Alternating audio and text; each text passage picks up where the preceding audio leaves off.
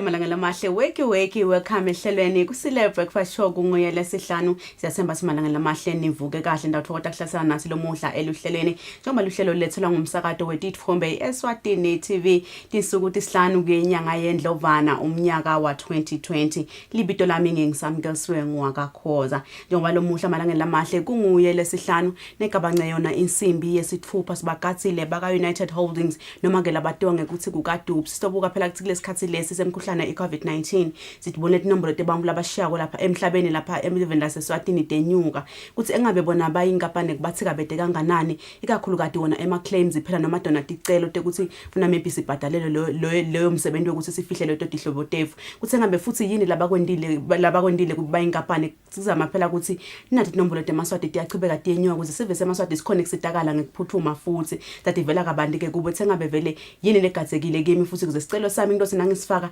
sisheshe siphuthume njengoba uhulumende olive laseSwatini wabeka kuthi kufuna at least loyo loshile emhlabeni ihlobo dikhona kumfihla maybe kungangapheli emalanga lamathafu tativela ke kuyo lenkampani thengabe vele kulesikhathi semkhuhlane iCovid-19 bona ba responde kanjani athini futhi some of the challenges laba wafaceile la khona in terms of ema claims kana igabanca yona insimbi yesikhombisa sibagathi belibandla libutha umthelo wabo mabona kuthi lapha eveni eSwatini TV license sokuthi vela kabanti thengabe vele kulesikhathi lesiyakhumbula si eminyakeni lophelile nayiphela inyanga yengongoni bekinyanga lapho khona kugcina khona phela kubhadala umthelo wamabona kuze sokuva thengabe le process leyo ihambe kanjani kulesikhathi lesi nangabe kwenza ukuthi mina angikabhadali yini lengingakwenda sekhona yini ngathi isikhathi maybe lesingimusa labanginika sona ukuthi ngichubeke ngibhadala umthelo wami wamabona kuze bathashela thina COVID-19 ukhona babone izinga lekubhadala komthelo wamabona kuze kuzosive semaswati uhamba kanjani siyathemba simanda ngelamahle ndawufokota kakhulu kuhlasana nathi ehleleni lomuhla kunguye lesihlanu lesikhathi samanje siyakhona etitolo nasibuya sibhene tenzabade futhi ekucala talo lisuku Kusile. Good morning.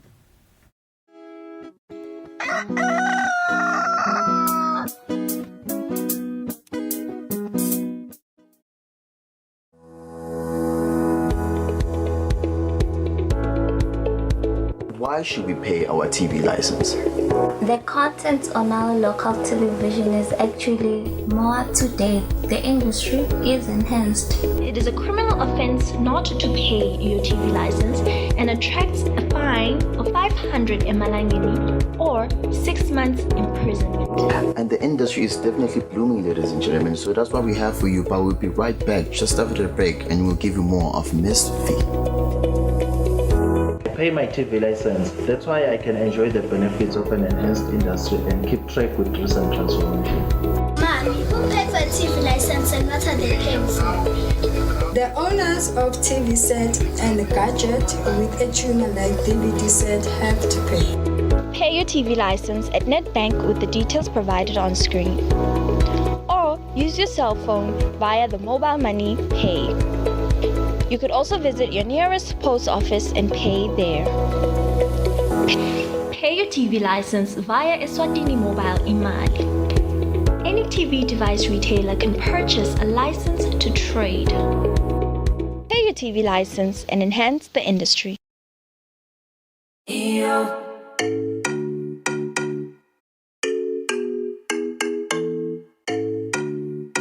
Your favorite music show is back. We're bringing you the hottest music videos and live studio interviews with your favorite celebrities. We are giving you a front row seat to the latest fashion trends as well as your weekend gig guide. Join us live on social media and call in to send in your shout-outs. Catch This Weekend Eswatini every Friday at 5:30 p.m. live on Eswatini TV.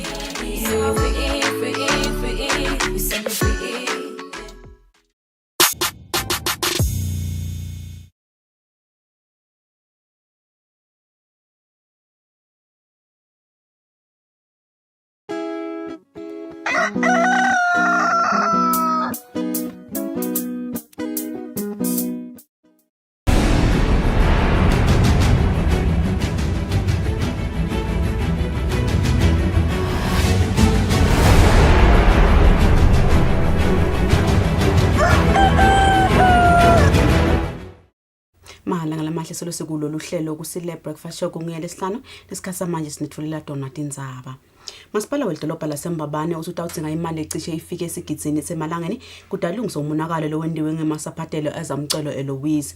Lokuvakala emxhumaniswa lo masipala nesive la Kitsabedze lothi lo monakalo ufaka ekhathi imigwaqo nemabhloho lalimele. Kuhle komntwana bhala lubonza lolumhlophe ngepenseli. Zamcolo eLouise ubange umonakalo edolobheni leMbabane. Lo zamcolo wone imigwaqo agcwalisa nemabhuloho kulokunye. Lochumanisa sive namasipala welidolobha leMbabane laKitsabedze uthi sebawubukile lo monakalo nekuthi kutawubita kangakanani kuwulungisa. Edolobheni imigwaqo le yonakele kaminingi.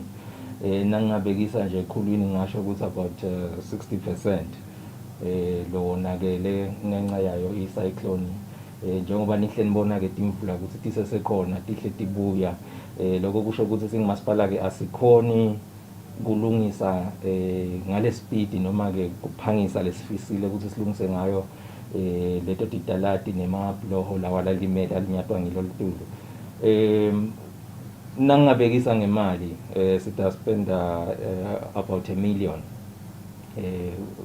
kulungisa leyo migwaqo kulama street nje sitabe sifaka naku emvini longathi kumba ngacabanga ukuthi kungumhlaba kanti akusiwo umhlaba.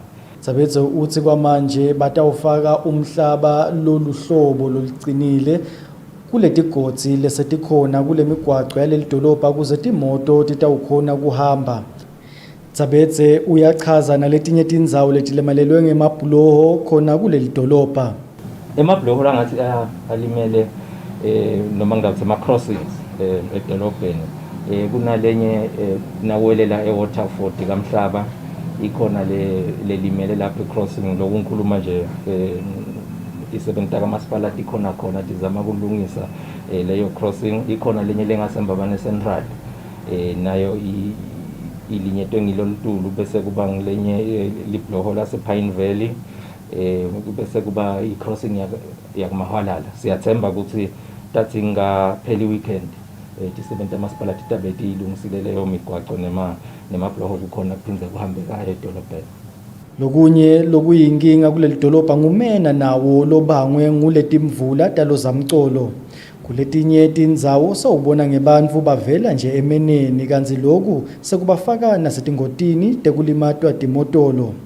Ndzabeni Eswatini TV kubika Themkosi Mavimbela eMbabane. Umphathi wesikhwama sekusita abamfula abasha ukuthi basukumise emabhizinisi i-Youth Enterprise Revolving Fund ibhekizwe Maziya uthi ngakaphelile inyanga lesetulu batabe sebalethile timphemvulo kulabo labafaka ticelo kulesikhwama. Maziya kuvetele lokho nakachaza ukuthi sebakuphi nekuhlunga tona ticelo. Tingemakhulu lamabili nemashumi lamathatfu nesihlanu 235 ticelo tekwebolekwa imali letifakwe bamfula abasha eminyakeni lophelile esikhwameni sekubelekelela basukumise emabhizinisi i-Youth Enterprise Revolving Fund. Bhekizwe Maziya umphathi walesikhwama uthi nanoma libe liningi lisasasa kubamfula abasha lekufaka ticelo kulesikhwama batfokoti ngelihlobo lwato njengoba tibe ngiloku ngemashumi lamabili nesihlanu 25% nje kuphela letisezingeni lelifanele.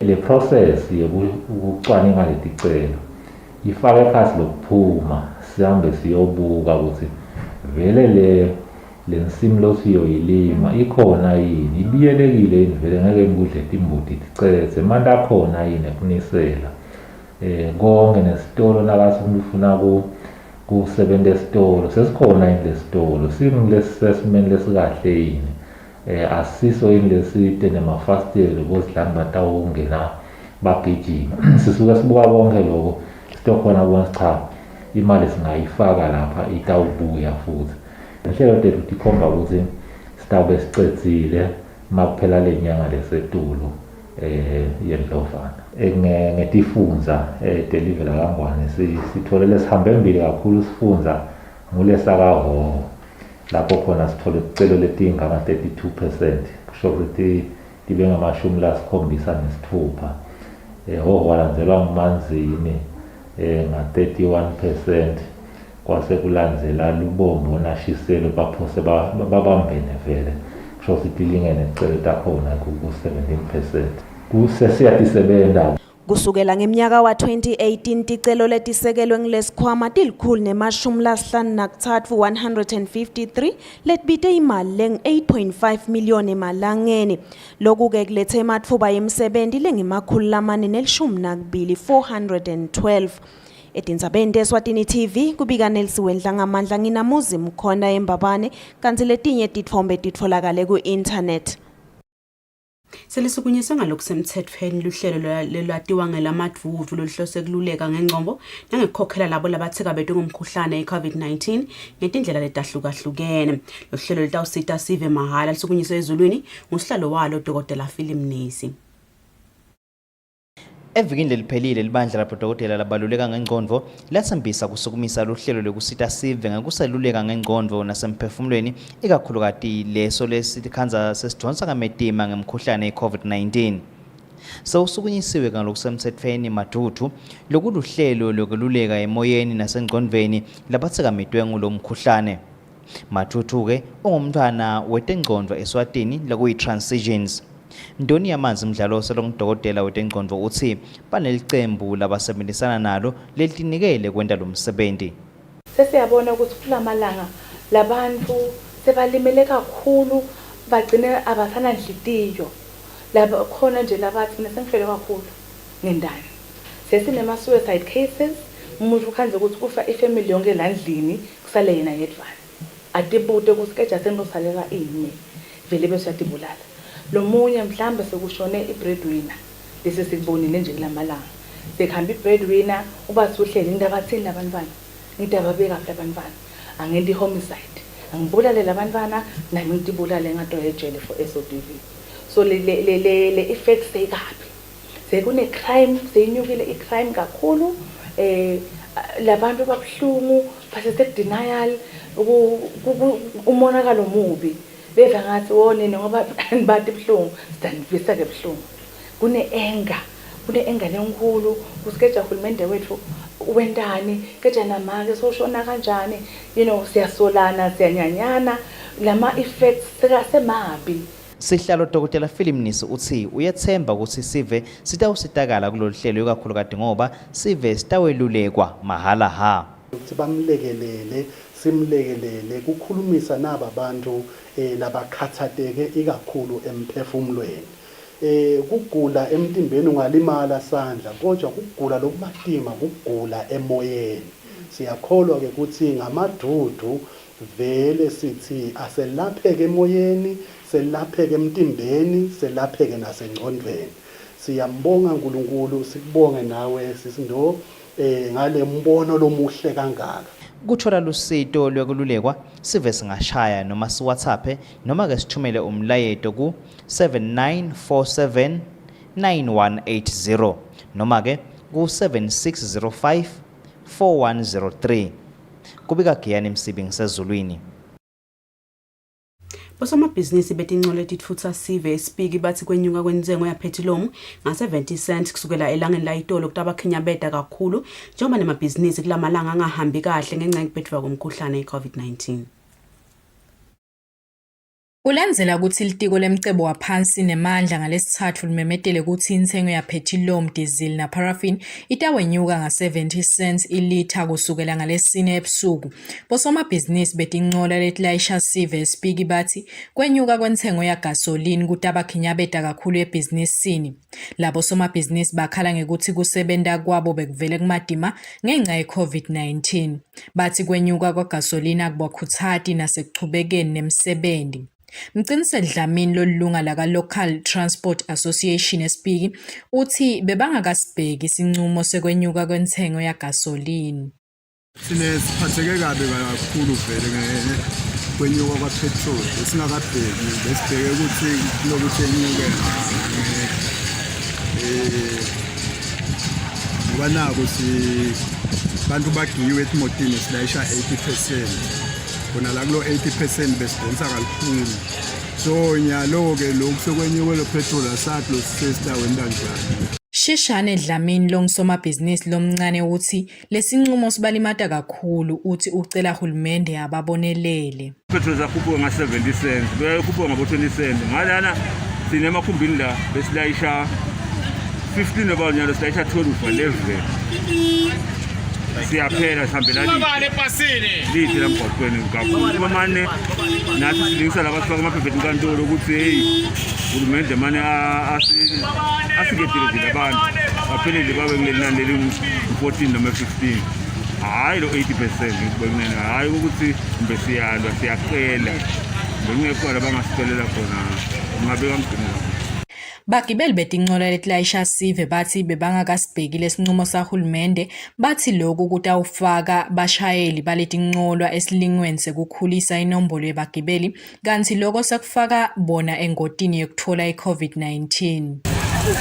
Bathi kusiphatha kabi mntwana ngoba kanyaka bengifika ngathi lokho ngokuthi ngincenekele ikhumbi ngala ukuthi angathi ukuthi kanjani angadli nekudla kodwa ngifike ekuseni nodokotela. Ngebuka kwethu ukukhuphuka kwapetroli nabo diesel si-affecta nathi angeke sikhone ukuvikela icorona ngoba bakhona labashayeli bemakhumbi wezivikela. Bosomabhizinisi betinqola letilayisha sive bacele uhulumende ukuthi abalungisele imigwaqo leyoniwe timvula bathi timoto tabo tiyalimala kule migwaqo kanti letinye azisahambi sanhlobo.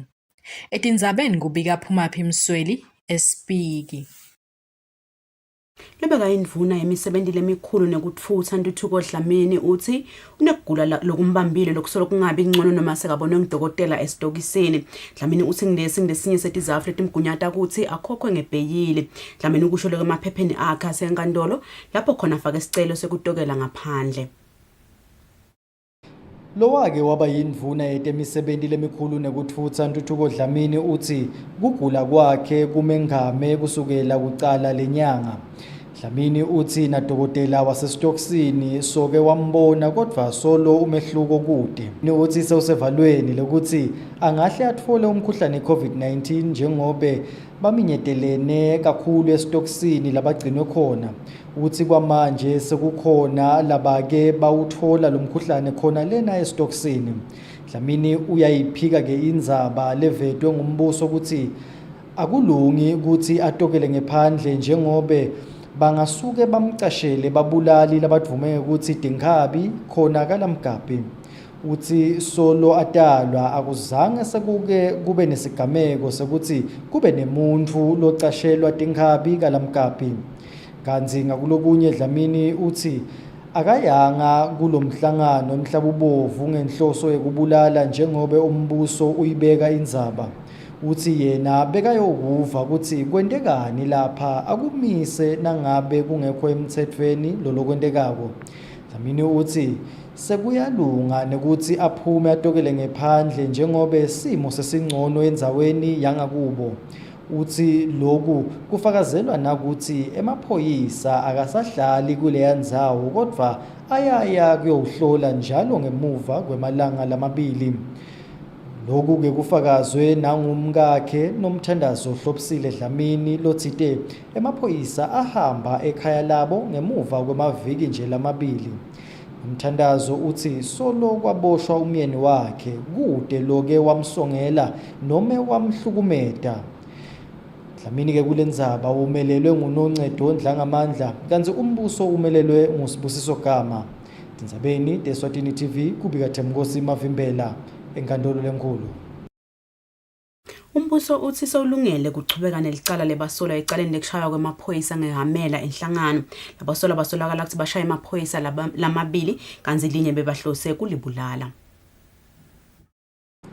Labasolwa lababuthokozani Mamba nameluleki Mamba baboshwa ngeminyaka wa 2016 babekwa emacala lalishumi nalinye. Linye lawo lekutama kubulala gcina Dlamini loliphoyisa. Kuthiwa bothokozani nameluleki benda lokhu ngekuthi bashaye gcina ngehamela kanye enhloko kanzi lokhu kwendeka nje asemsebentini. Lelinye licala lekushaya Zwelethu Shabangu naye loliphoyisa ngenhloso yekumlimata ngalokwecile. Lokhu kuthiwa labasolwa bakwenda ngekuthi naye bamshaye ngehamela esandleni baphindze bamshaye nangetibhakela umtimba wonke.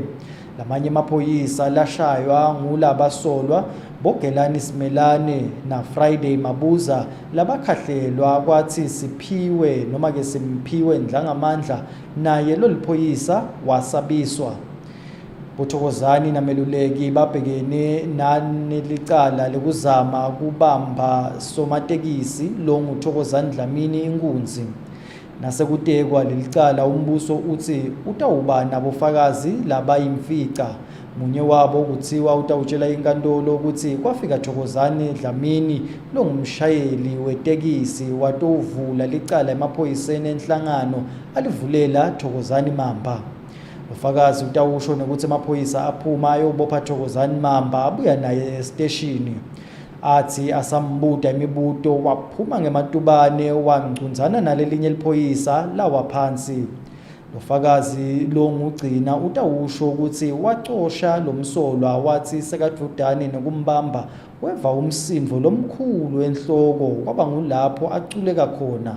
Tawusho nokuthi wavuka ngemuva kwesikhathi sekasemotweni yemaphoyisa ayiswa esibhodlela. Omunye fakazi utawusho ukuthi boThokozani Dlamini naThokozani Mamba bebabanga insangu nabatawuze bacabane. Ufakazi lona utawusho nokuthi wabona lomsolwa aphuma ngematubane emaphoyiseni wasesoshaya linye lemaphoyisa ngehamela enhloko.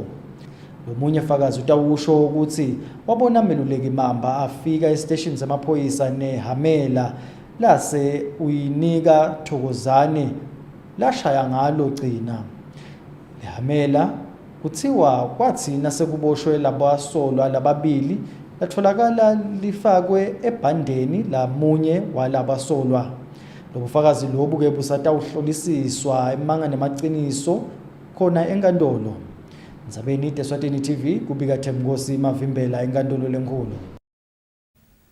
Mdlavuza wesibeletho solongiwo lohamba embili lapha eVeni. Ngikusho kwalofundisa ngedempilo enhlanganeni yakamhlaba edempilo kuleli dokotela Kevin Makatsange. Lenhlangano yachubeka nekusebenzisana uhulumende welive laseSwatini ekwendeni isiqinisekiso sekuthi eMaswati akabulawa ngelohlobo lolu lamdlavuza. Lilanga lamhla ka-4 February kuba lilanga lokugubha losuku lemdlavuza emhlabeni. Sicubulo salonyaka ke sithi I am and I will. Kulomnyaka ke lemithathu yekutama kwanzisa lwati nekuconza ngemdlavuza nekushintsha ke imivo yebantu ngamdlavuza. Bomdlavuza ngekwehlukana ke babonakala bakhula esifundzeni sase-Afrika lekukhatsata ke emave ngekwehlukana. Kule minyaka lengama-20 engcile tinombolo tamdlavuza tikhule ngalokuphinziwe esifundzeni sase-Afrika. Ngeminyaka wanga-2002 bebangu-338,000 bantu bebanesifo samdlavuza kanti ngeminyaka wanga-2020 bese bangu-846,000 lapha e-Afrika. Bomdlavuza labahamba embili kulesifundza ngumdlavuza wesibeletho, welibele, wedlala labobabe, wesibinzi nemdlavuza wemathumbu. Imbangela esikhatsini lesinengi kuba kubhema ligwayi, tshwala, kusebenzisa shukela kakhulu ekudleni naswayi nempilo nje lokunyeke kube semndenini. Lomelele inhlangano yetempilo kamhlaba kuleli dokotela Kevin Makatsange ukuthi eSwatini mdlavuza lohamba embili kakhulu wesibeletho kanti uhulumende akahlali phasi uyadenda tabate kuyilwa lena ndzaba. The most common cancer is cervical cancer, which is cancer of the cervix. And also this one, as you are aware, it's linked to HIV. Then we have prostate, and then we have breast, and then we have colon cancer, and then liver. Working together with WHO, the country has actually established, the Ministry of Health, they established a cancer prevention and control unit, which has a clear strategic plan, which they are implementing, and they have developed guidelines which are actually guiding the health workers in actually diagnosing and treating cancer. And also there are a lot of capacity building trainings that are actually ongoing on cancers. So there's a lot that the government is actually doing for cancer prevention, and also even other support like the referrals of people that have got cancer to try to actually improve access to cancer services. So there's a lot that is happening, and WHO is working together with the Ministry of Health to actually strengthen the availability of these services. Eswatini mdlavuza wesibeletho ukakhulu kubesifazane labaneminyaka lesuka ku-15 kuya ku-44. Njalo ngeminyaka besifazane labangu-223 batfolakala nemdlavuza bese kuthi labangu-128 basishiyile ngawo ngekusho kwetibalo tangeminyaka wanga-2017. Betimpilo kubahlali bakhuthaza sive kutsi nasiva timpawu tamdlavuza sisheshe siye emtholampilo sitfole kulandzeleleka kute usheshe utfolakale ulashwe kusesenesikhatsi. Etindzabeni ngingiyani Msibi, letinye tithombe titfolakele ku-internet. Odokotela labanganamingcele sebalungise impahla ekulekelela imitfolampilo lesetfeleka madime ekusiteni labo lesebatfolakala nemkhuhlane i-COVID-19 esifundzeni saseshiselweni. Umxhumanisi walenhlangano nesive futhi Mathonsi uthi lempahla ifaka ekhatsi imibhedze lesiphohlongo netindlu tangasese letine kubala lokumbalwa. Ngekubona kwanza kwelinani lebantfu labemukelwa esibhedlela inhlangano Health Center, inhlangano yabodokotela labangenamingcele i-MSF ngalesithathu yetfule impahla yekulekelela imitfolampilo leseyitfeleka medima ekusiteni lasebatfolelo mkhuhlane kulesifundza. Umchumanisi walenhlangano futhi Mathonsi uthi lempahla ifaka ekhatsi emathende lamabili, imibhedze lesiphohlongo, ema-oxygen concentrators lalishumi, tindzawo tekugezela letimbili kanye netindlu tangansense letine. Siyinhlangano sitsite asivele sitawusitana sibambisane kanye nahulumende. Sisukumiswe ke ukuthi siyabona ukuthi lokho seyibuya kwesibili i-COVID-19 siyabona ukuthi ngathi ibuye ngemandla nje baningi abantu labangathi phindze bajikiswe tibhedlela ku full capacity.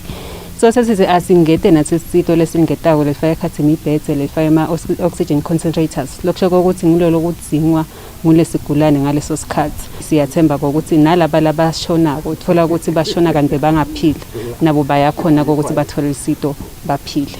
Dokotela Siphesihle Dlamini wasenhlangano Health Center ubonge bodokotela labangenamingcele ngalempahla. Dlamini uthi lempahla ifika ngesikhathi lapho khona beseyidingeka kakhulu njengoba besebaswele ukuthi sive lesiphathekile lesidinga kumukelwa ngekhathi esibhedlela batosibekaphi.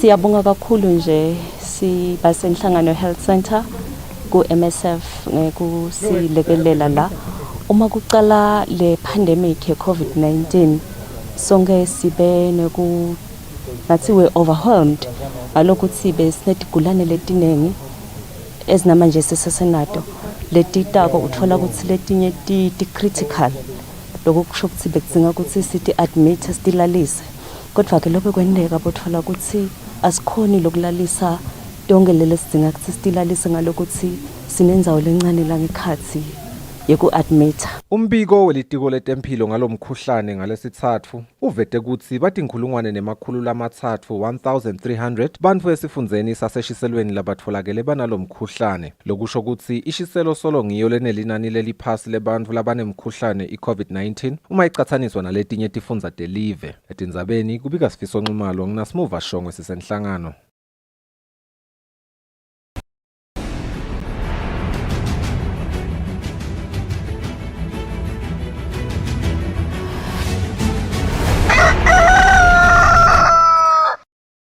Sesingena etindzabeni tetfu temidlalo. Thobe kaShongwe lokhulumela umdlalo werugby yabomake kuleli uthi lo mdlalo wabo uphathamiseke kakhulu ngekubedwa kwemkhuhlane e-COVID-19 njengoba bafise ukukhulisa inombolo temacembu awo lo mdlalo kulomnyaka. Shongwe uthi bafise kuya nasemidlalweni ye-World Cup yeminyaka wa-2023. Imidlalo yerugby yabomake sesigameni lesisacathuda lapho khona labaningi basathe kakhulu ngemidlalo wabo babe. Kepha ke eminyakeni lendlulile inhlangano yalomdlalo emhlabeni yendile ke imitamo yokuthuthukisa lo mdlalo umhlaba wonke livile Eswatini naloke bese licalile imitamo yokukhulisa lo mdlalo yabomake njengaloku emacembu abe sesikhombisa lapho khona nemidlalo yabo bese icala ikhula. Kulomnyaka ke lenhlangano beyihlele ukusukumisa tinhlelo lekukhulisa kabantu lo mdlalo. Khulumela lemidlalo yabomake kule nhlangano yerugby even Thobe kaShongwe uchaza kabanti ngaletinhlelo bebatihlelile. We have not been able to train for over a year now, and that has led to us not even being able to start new teams as we had planned to. We had made plans ukuthi sitawukhona ukucala team lamasha kulomnyaka lona sifundise abantwana labancane etikolweni siba recruit sibafundise ukudlala le sport ngalendlela thina lesisithandza ngayo. It has been said and it is well known that rugby is a contact sport, and because of that we have been restricted from playing and training ever since kwaqala corona.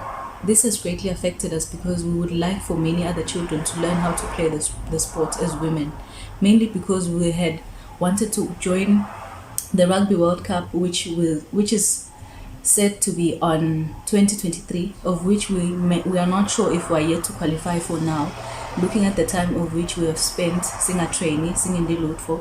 Thobeka uthi umthandazo wabo ukuthi lo mkhuhlane we-COVID-19 uphele masinyane ukuthi batokhona ukuthi babuyele batilolonge batokhona kuchubeka nemidlalo yabo lokungababeka esigameni selesihle ukuthi bakhone kungenelana nemidlalo yokuhlungela indebe yemhlaba ya-2023. Lobikela umsakazo wa-Eswatini TV temidlalo ngiphathiswa Msebi asembabane. Malanga lamahle sifika kanjalo ngemaphethelweni adodini sabatefule betekucala kulosuku lesikhathi manje siyakhona etitolo nasibuya nabo baka United Holdings Kusile. Good morning.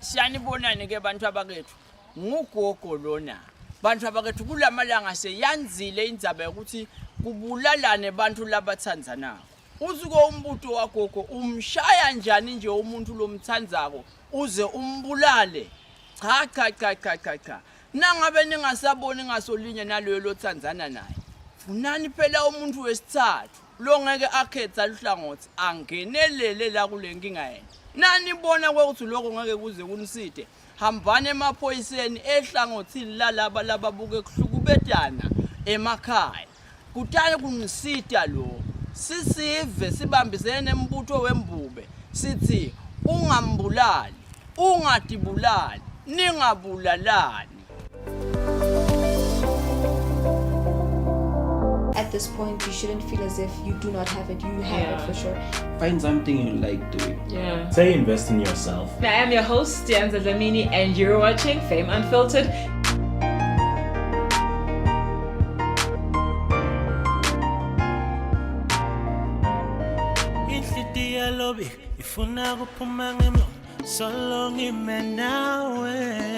Good night and God bless.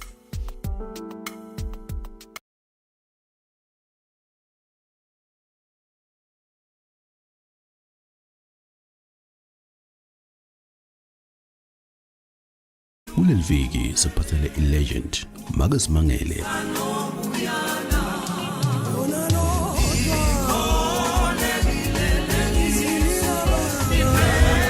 Pastor Tim Yeni.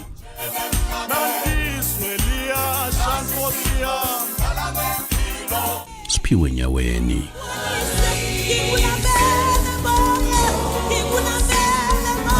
We praise, to God be the glory.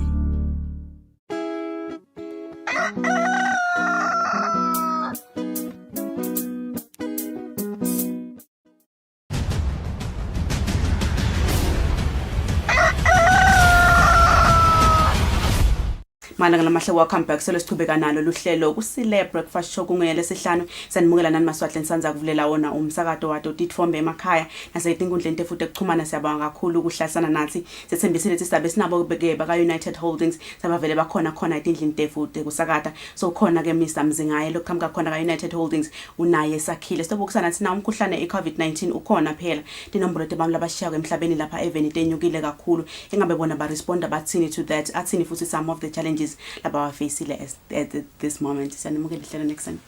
Siyabonga. Ngicela ngawe Mr Mzingaye asivele singene kuthi ngubani United Life Assurance. Thank you. United Life Assurance is subsidiary ya United Holdings. United Holdings kuyinkampani lengathi is a financial and insurance services group lefake khathi yena lo United Life Assurance ifake khathi United General Insurance ifake khathi United Pay iphinde ifake khathi United Health Insurance. United Life Assurance ke esitawukhumbula ukuthi ngiyona ke inkampani le nga 2019 le ya sponsorisha ema beneficiaries noma ngathi bantu labahluphekile emakhaya on each of the 59 tinkundlas la Eswatini, where each of the tinkundlas has been allocated at least 20 abantu labahluphekile bangakhona ukuthi ngcwaba. So United Holdings ke wathi ke 20 of those utawukhona ukuba ngcwaba for free, and we are glad ukuthi lo sikhuluma namhla sesi bhadale quite a substantial amount of money kungcwaba labantu kuleti inkundla leti ngu-59. United Holdings lengaphindze ngikuchaze malanga ngilokuthi is an associate yaka Dupes Holdings. The company totimbili ti exist alongside each other, but the United Holdings focus kakhulu on the financial services side, insurance side. Buhle bakhona ke ukuthi uyi-associate yaka Dupes Holdings lokuthi nasifika kuma claims, particularly funeral claims, nangabe soshonelwe so uyeta ke uyayithola ke nangabe uyi-policy holder so uyayithola ke le mali yakho yamasingcwabisane. Usinaso uyithola ke le mali akudzingi ukuthi uze uyekhashane uyethola ke ma services ekungcwaba. Uyakhona ukuthi usitakale khona lapha ekhaya under one roof ka Dupes Holdings lapho khona ungakhona ukukhetha libhokisi ukhethe nje ema services lotawadzinga for lo mngcwabo. So lobuhle baloko ngilokuthi leti inkampani totimbili tisebenzisana kanye and nangabe une policy ka United Life Assurance uyakhona ke ukuthola ne discount ka Dupes Funeral Home for le ma services emingcwabo. Lengaphinze ngungede nga United Life Assurance ngilokuthi it's the company lene widest branch network la Eswatini, 12 branches as we speak, with 2 of our latest branches being Ezulwini as well as Ebuhleni, and solo siyachubeka ngekuzama ukuthi every Leswati likhone kuba ne reach for ema financial services products. And maybe kokugcina lengakungeda mayelana nebudlelwano ba United Life Assurance na Dupes ngokuthi leti inkampani totimbili ema shareholders akhona manye.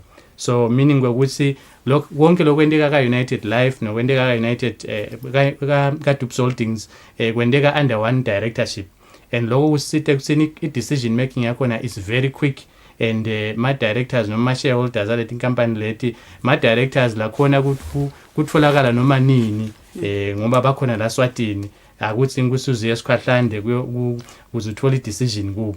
Ngiyabonga. Sakhile, I want you to add a little bit kusho Mr. Mziyani singene mzingaye ukuthi ngabe ithini maybe ku relate kanjani lobudlelwano lobukhona between these two companies lesikhuluma ngayo at this moment. Okay, ngiyabonga seswami ku emasada tawukhumbula sinenkampani nyalo kuthiwa United Life Assurance. Kona yaba regulated under le United Life Assurance nga 2017. Kepha nje inkampani lenza lanzala ngicandza masada ayati ingcibe masada tamkhumbula Dupes Direct Insurance. Inkampani ngicandza ya operate kusukela 2001 nangikhumbula kahle. Siyakhumbula ukuthi timvo letiningi emveni bokunothi nawuthengisa insurance uthengise ukuthi ngiyangcwabana washinja ke khamba kwetinfu nangena bo FSR ebathi no awusuthengisa ngcwabana thengisa imali lengalunga ukuthi uyongcwaba. Thine siyakhona ukuthi sikhona le brand yethu ikhona ukuthi i related to imvo lengende kavele, hayi ukuthi mhlambe umuntu othenga umshwalensi wa 20,000 yabekisa wemgcwabo ube wakhona relate. Lokuba khona kwalo Dupes kwenta timvo tibe lula ngoba konke nje kwashilo mzingaye ukuthi konke kuba phasi kwesamdlelo sinye. Uyakhona ukuthi okay le mali le iyawusebenza la iba khona le link leyo kona vele njengoba le inkampani enzalana lenye ngoba phela Dupes can't nabo sike 8 years akhona Dupes Eswatini kanti United Life Assurance noma Dupes Direct waqala nga 2001 nabo 20 years angisho njalo. Kepha nje nacathi ngithine sinkampani lesenesikhathi lo kule industry ye funeral insurance siyakhona ukuthi si related ma customer and ke siyakhona ukuthi I service iqhumane emkhathini wale mali nale service yengcwaba kube betelo mehluko lokhona kakhulu lapho ke. Ngicela msemzingaye le transition then ema clients ayimukele kanjani? Thank you. Le transition ema clients ayamukele kahle ngalokuthi ibe khona le understanding ukuthi Dupes kufuna ukuchubeka afocus kulokungcwaba. Bese lo United Life Assurance lo isubsidiary ka United Holdings ufuna na uchubeka focus la kubhadaleni lo insurance.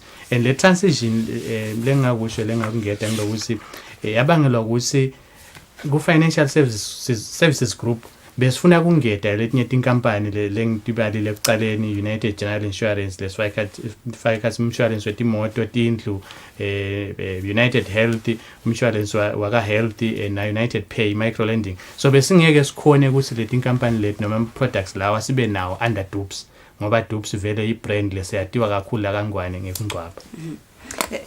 Asingene ke sakhile ekuthenini indzabeni lenkulu lekhona ngomkhuhlane iCovid-19 sibonile inombolo emaswati lashiya kodwa ibadinyende kakhulu ufike nayo wafika nema challenges labaningi asingene ke kini ukuthi ufike wanthika beta kanjani? i-COVID beyimadima kakhulu hayi kithi kuphela ngicanga semaswati onkhana emhlaba onkhana sine besizama ngokonke ukulungiselela yathi nayicala iphuma from la yacala khona lengengisho ukuthi because bengekho yathi yacala iphuma la yacala khona sacasa silungiselela ukuthi okay nayifika la kithi senta kanjani senta inhlelo ukuthi okay sisiprotect kanjani staff si reserve kanganani ngoba asati ukuthi thine maswati iyosithinza kanganani ifikile i-COVID ikakhulu nje ngabekisa ukuthi kusukela ngaMarch noma April kuze kube ngiDecember le mali lesiyibhadele towards ama-claims e-COVID ibe imali esitulu kakhulu ngoba nje ngangibikisa kahle ngikhumbula kahle ngicabanga ukuthi kusukela ngaMarch kuze benginyalo sesifike kubo 26 million imali ebhadele within less than 12 months just for funeral insurance utawukhumbula umlaleli ukuthi manje funeral insurance amunye awumbhadali kwenza 58,000 so ngabalo sibo 10,000 nabo 20,000 labangakho so kwakhe 26 million isithinzile kakhulu ikakhulu usithinzile futhi kungukuthi nalendlela sisebenza ngayo kubite ukuthi sishintsha nje kancane ngiyabekisa njena bese ngekade nibokhona nje seningeneni ngomndeni nipheketelane nibe sihlanu mhlambe niyobuka libhokisi niyokhethisana mhlambe seniyabonisana lokwana lokwana nyalo sekubite ukuthi sibe bantu labantu ba straight kancane sithi no sicela lo muntu lo mshwalense la ekhaya ukuthi sizokhulumisana naye kufanele ngicabanga amaswatini nyati ukuthi mhlambe nakukhetha nyaka Dubs Holdings niyokhetha libhokisi akusuku nje sakhile yedwana asicha lela batalithanze ekhaya kudingeka that nabantu abadzala nabantu bathatha lawo leto kunqumo leto kushintshe kakhulu kepha nje na ikakhulu esikubonile ne staff sethu ke ukuthi sikhona sisibambe ama rules ama regulations e-COVID ukuthi asikhona manje staff usiphelele isikhathi sinye sa implementate indlela ukuthi kube khona abasebenzela emakhaya kuba khona abasebenzela e-office kuze kuthi nangabe mhlawumbe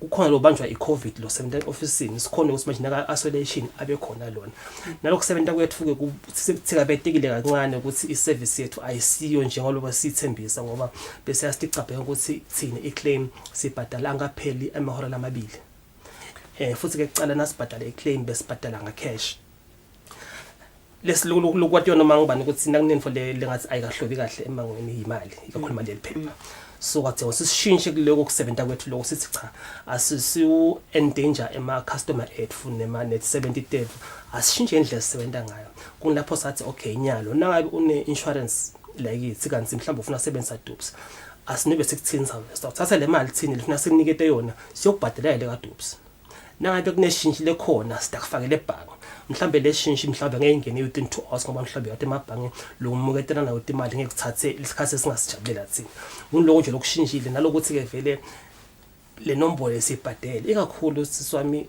kusukela ngaDecember kuze kube asimhlambe leviki liphelile sibe ne ingcinamba lapha ethini labamhlaba bafika sebaningi kakhulu kazi nanathi ngeke sishintshe lokusebenza kwethu sithi cha ngoba nakuseba sebaningi le staff lesebenzele ekhaya asibiye office ngoba should le staff lesohoffice siba infected sonke sesitovala ngabani soko vele sashintsha nekusebenta kwethu kusukela nga8 kuya nga4 okuya ku5 sathi cha sesitawushintsha nyalo sizosebenza from 7 kuya ku7 ngimgcibele sesitawusebenza kusuka ku7 kuya ku5 ngelisonto funa kukhona laba khona sidawude ndasibe khona nanathi kuhlabetana lesimo sajabula nje na uhulumeni akhipha ukuthi nelitiko letasekhaya selata khona kusebenza ngempela sovo likhiphe certificate emgcwabo likhiphe lokwana lokwana ngoba nalabo labantu futhi sibasite sithi ngathi befana naletho ngoba nokukhlemela umgcwabo yadinga certificate section yadinga ukuthi semoshali so nakuvaliwe lapha leliswati alisitakali so kwashintsha kakhulu kusebenza kwethu ekakhulu wasivula emehlo ukuthi kunesimo lesifana neCovid lesingahle sifike sishintshe konke lokuthiwa iplan lokhona emhlabeni ureact kanjani ngaso sikhathi nekhasimende lisidakala kanjani lona laselifike impoko ngoba lona akulifaki lokuthi kuneCovid lona lifelo lishonelwe lifuna kusitakala usehulumende angapheli malanga namathathu angafihla umuntu sikwenta kanjani lokho kulesimo lesikhona kuna vele iCovid ifikile kepha nje sekuthi ngeke ushaye ingadla thathe uphinde ushaye itandla siyakholelwa ukuthi sikhonile ukuthi kulesimo lesikiso si maintain ukuthi kude lonke abhadalwa kude lonke akhona ingcwaba kulona policy lapha kithi ka United Life Assurance kona bemadima kepha nje siyamemetela lokuthi cha sikhona kusibamba simo noma bekulukhuni ke manje iCovid ilethile leto inkinga leto. Msemzingaye ngifuna ukuthi ungede kula lokushiwo ngisakhile. Akune i-second wave thina silive maybe iqala around November last year. Uyabhekisa sakhile ukuthi vela around December kude kube sevikini liphelile simo besimatima. Maybe you can add something there. Lengakungeta ngiloko ukuthi sithi khanze sesi overwhelmed njengoba bekasho nje ukuthi kwabita ukuthi sende quick decisions ekuthini sitawusebenza njani kule pressure lesesinayo. Sakhanza sinebantu incumbi labe bafika emahhovisini yethu bafuna lusito bafuna ukutoclaima. So ngilapho ke sasesithatha sinqumo sekuthi sesitawuvula nga7 ekseni sivale nga7 entsambama because bantu labe bafika bafuna lusito bese babaningi kakhulu besingeke sikhone ukuthi sibaside by kuvala nga5 baye basidakale bonke ngoba labanye lokwenteka ngalokuthi le building yinye nabafika bafika baqale ngokuyoclaima bathi ukuthi la claimeni kuhamba njani ipolicy yabo ilungile yini nasibacetha lapho sebaya ka funeral home kaDubu funeral home lapho khona sibasidakala ngemabhokisi tinfo leti kanjalo. So la malayini bese kamaningi kakhulu and lathi vele sabona ukuthi kude indlela esingakhona kubasida ngayo ngaphandle ukuthi singete lesikhathi sekusebenza. Ngisingabeli kusakhile ngifuna singene phinze on the challenges labeza aya introduceka then that uthinzile sakhile ukuthi kufuna ukuthi maybe lesinye staff usebenzele ekhala abanye baphinze babuye bathi ngempela songothini la staff usebenza maybe ema hour laluliwe asingene maybe to some of the challenges labeza ayavela.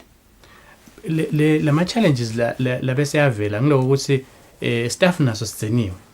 So nasigciniwe staff naso bese kuba nema mistakes bese kuba ne slow down and so forth and labanye under normal circumstances sonke sinangabe i-department nje akama claims ina 5 abantu bonke under normal circumstances basebenzela office but ngaloko ukuthi bese kufika iCovid and for ngale need ye social distancing and so forth nekokuthi phela akube nebantu labatawusebenzela ekhaya batokhona ku reliever labase office nangabe sekunetinkinga so kwabita ukuthi lalabanye vele bese abasebenzeli ngasekhaya so yabona ukuthi le service yethu ibese iaffecteka kakhulu ekuthini we were no longer as efficient as we used to but at the same time besingeke sikhone ukuthi singete ama resources labeta sikhama within a short space of time ngoba iCovid akusinto lebesingakhona kuyiplanela and even noma ungazama kufaka ama plans in place awuyathi ukuthi ifika namhla itawuhamba nini.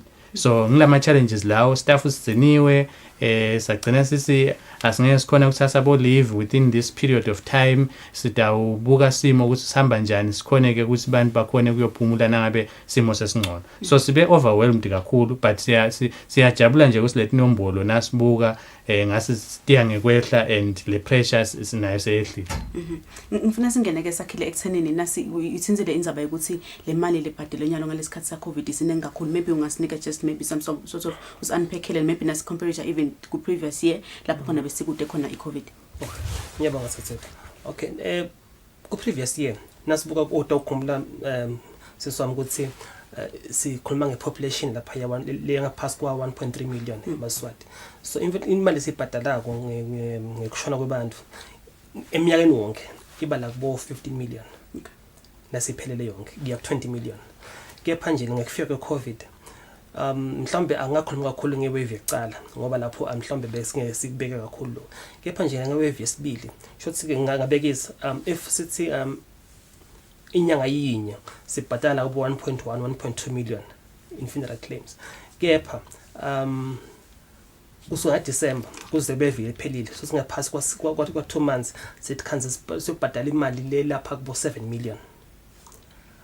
And nasendela ama statistics sibuka le mali siyikhiphile phathelene neCovid ihamba yofika kubo 5 million ngaphasi kwa 2 months. Kube simo lesibhlungu leso ngoba nalendlela lesiphatha ngabo labantu lokuthi ukhanza ukuthi singasinye isikhathi kumatima ngoba lo mfo ufuna ukutoclaima ngiyabekisa kufika kufika umfesifazane uthi ushona kumyeni wakhe kukhona ukudila naye ngokuthi nanaye akafuna ukuthinza leso lekuphethwe ngithi na akafuna ukuthinza kuphethwe lethi indzaba lethu kube wese ke sathi ufuna ukukhanza ukuthi lo ufuna ukutoclaima nanaye akekho kuthiwa kumatima ICU kumatima emavuso kumatima kuphi lapho alashelwa khona. And ke ngena nathi ngeke sifune ukuthi manje abamthathe ngehlaka la khona kushintshe konke lesikwadinga ngeinsurance ukuthi si strict ukuthi njoba wathi ke msakade ukuthi nangabe sekuthiwa wakhetha abani kusathi bothatha kwafika lomunye asimside sisibamba nje lokho nje vele isho njalo insurance yethu manje nangakhetha mzinga ngaye kuthi nakushona sakhile kutothatha yena nangabe mzinga ngaye sowahamba noma uyomfuna la khona which then introduced another problem. Yes nyaloke so isolation so ICU so banjwe esibhedlela senda njani kwabita ukuthi sicoshe ama principles la khona insurance si introduce ama principles ebuntu ukuthi sibambisana kanjani kuloko yabo kulokwendekile singathola njani ukuthi sibe nenhlanganisela nemindeni ngoba imvamisa isikhathi siyasifune ukuthi khipha kuma issues emndeni sigcile la kuthenini kwasayinwa ini kwakhethwa abanye maliphuma njani kepha nyalo wathi ukuthi sibe la ekhathe emendenini sibonisane nawo ukuthi kulolo khona ngoba lo muntu vele kufuna ukuthi angcwatshwe lingashoni la kusasa ngisho uhulumende senda njani ngoba lo ufuna ukusayina la tokhipha le mali akekho sibamsana kanjani kube likhoni ke sithathe case by case kepha nje kwadinga ukuthi kube ne-involvement abantu abaningi njengoba shilo mzinga ukuthi lokuhle kwethu le management yonke nelboard konke lokho ngemaswati othfana yakhona kubhalisa ama-ideas sisothwana sisitana ukuthi sisitana njani kuloko na kungasuke kusihambele kabi lokho kungabackfire njani legally kude umfilo ngafika kusasa asithathele bamela asithathele amaphoyisa manje sengigangelena nike bani imali ngingakho leti fana naleto nje leti very very critical because ikakhulu since impilo yabantu cha vele kube ngiloko phanje njengoba ngishito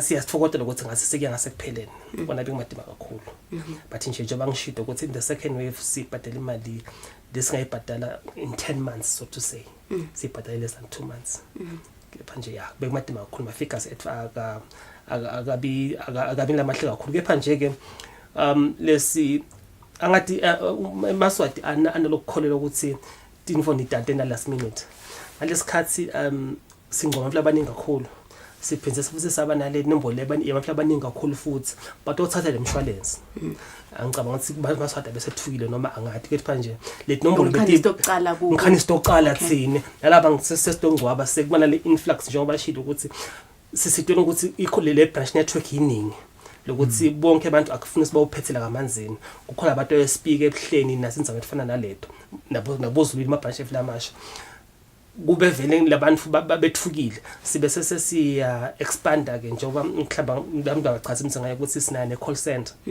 ukuthi awusadingi nokuthi uze usuke ekhaya uye le lovule insurance lathi insane call center and connect insane ngokuchumana uupload lokunye kubo computer ukuthi khona ukuthi kufike lekithi sesivulele ipolice ungaze ugibele amabhasi ushintshe amakhumbi kuzofika lekithi kepha nje vele njengoba shile second wave isifundisela okuningi kakhulu cabanga ukuthi going forward bahle bakhuluma sisamenza abantu abo new normal sesiqalile new normal vele bese singakunika umshwalense singakubona emehlweni kepha nje i-new normal isiphocelele ukuthi asesishintshe ngokuthi sicabanga indlela etinsha asingene emzingayo ukuthi lesikhathi lesiswati lelibukelako soloba mbachubeka bashiya emhlabeni nangathi mina ngifuna ukuthi iclaim yami ibe ngileyo lephumelelako uyasho sakhile ukuthi akusafanani sesifunzile nyalo lesikhathi siyakhona nethi sikunika yona leyo mali yakho even if singakakuboni sesisale sesebenzisa bungu asingene ekutheni yini dinvo lekufuna ukuthi mina ngisekhaya ngitende kuze ngilokhona ukuthi iclaim yami iphuthume sakhile bekabeka kusangathi iclaim besichenya ngalokuthi within nje isikhashana lesingaka gcine iclaim yakho seyiphumelela lokho mcoka kakhulu umlaleli ngilokuthi nangabe so une claim kumcoka ukuthi le policy yakho ibe up to date. I think inkinga lesihlangane nayo kakhulu ngilama policies labeka ngasuku up to date in terms of premium payment ufuna ibe up to date ngicabanga ukuthi sesifunzile naso ukuthi in as much as khanza ukuthi lesimo seCovid sisilimited imalini kumcoka ukuthi ama policies ethu siwabhadale ngesikhathi ngoba naso ushonelwe vele ngokuqala lesubuka ukuthi i-up to date yini bese sibuka lamaphepha ukuthi bo death certificate bo confirmation of presence of body de la loshone khona labekwe khona emakhateni nini lokunye mesizande dengabe ngushiya ngisengaba lama IDs nawo ngiyashaya marriage certificate la ngabe bashadile bantu ngilethi impepha leto nje but lokuhle kakhulu ngalo ngilokuthi lamaphepha laqhamuka kuleli tiko lasekhaya uhulumende ngilokuthi leti impepha leto setiyakhona ukutholakala within a short space of time njengoba nje sebavula ngisho ngemigcibelo nemasonto so sekuhle nje ukuthi lamaphepha la akhona ukutholakala ngesikhathi lesincane Now Sakhile, moving forward, can say in 2 minutes. Moving forward, uyasho ukuthi senikhonile nyalo ukuthi this is the new normal. Sinisimo sichubeka kaso indawo khona ukuthi nikhona ukuthi maybe nimelane naso lesimo akhona eMaswati kusitakala ngesikhathi. Siyethemba ukuthi sitawukhona. Tinhlelo tonke esitibekile tithi sitawukhona. Njoba ngishilo cala ukuthi le branch network yethu seyishintshile. Kuqala bothi nowenda umshwalensi no claim uhambe kamanzini. Yilo soka claim espeak. Soka claim inhlangano. Sesingathemba ukuthi lokhu upload emshinini kunguwe. Ngoba nje bashito omzinga yesiyakhona usisebenzisana litiko latasekhaya. Ngoba lokubhlungu uzathwethu ukuthi lokhu sibhizi kangaka kumatimba kangaka kuba khona labo bosakhile labo labantu obuzama ukuthatha emathutshana ukuthi yathi lapha kubhizi nangafohlisana ngese bakubona konke lokho sina sicilingele kodwa nje the new normal sesivele sikiyo sitawuzama nekuthengisa kwethu sesikhona kuqala besithengisa emaphepheni mhlawumbe sithengisa emsakatweni nyalo sesinabo social media lapho khona sivele siningi sikhona sinel page la Facebook ngaze sinel page la ka akenya khohlo lokunye lokuchumana kodwa nje sikhona bo sitawukhona kumelana na anything lekhona lengasi lesikhipha to the traditional ways except lesinawo ngicabanga sithi ngenhlelo tikhona sesifundzise oningi kakhulu lokunye sita implement noma ngabe simo sesinormal lokunye sisifundzise sichavelela ukube kusebenzela kangcono noma ngabe kuthiwa iCovid ikhona noma ayikho sesifundzile kakhulu sesiyakuda ukhona ukuthi sithe ema customer atele le ndlela nawo lesha kufanele ukukhulu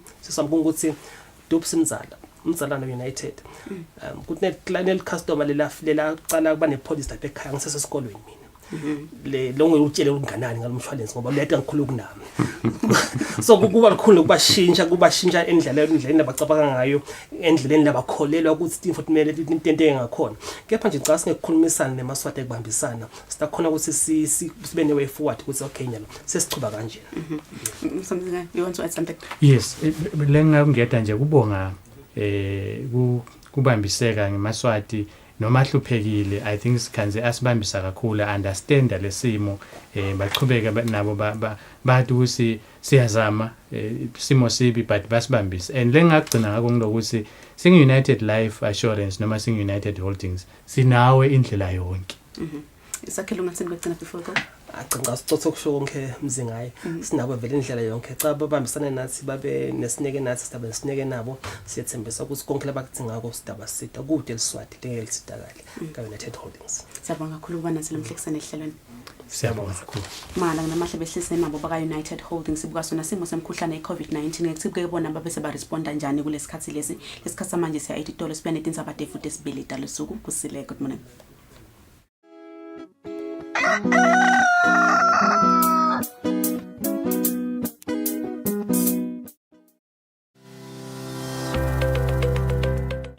We are presently witnessing a disturbing rise in the number of gender-based violence cases. There's no reason ukuthi ungaze ugcina utibulala nje because impilo imnanzi kakhulu ukuthi wena songachuza kutibulala. Ngoba lapho nababakhulumisa ahlali likhambi lingabi lingaphumi. Labantu labasikathi nalaba lesibasomako sebemele ukuthi nangisamsoma angicele lutho lwami. Kukhona imvulo engamphathi kahle akabhoboke akhulume kulomunye khona adomnceza amsidi. Buka kwami ngicabanga ukuthi if umuntu akwehlula it's better kumiyekela. Ngoba lokhu gijimele esandleni noma sokukhipha umphefumulo kude lesisombululo. Ngikhuluma noma yakumakhelwane noma uya emaphoyiseni anyway la ungaya khona ubona ukuthi ungasitakala.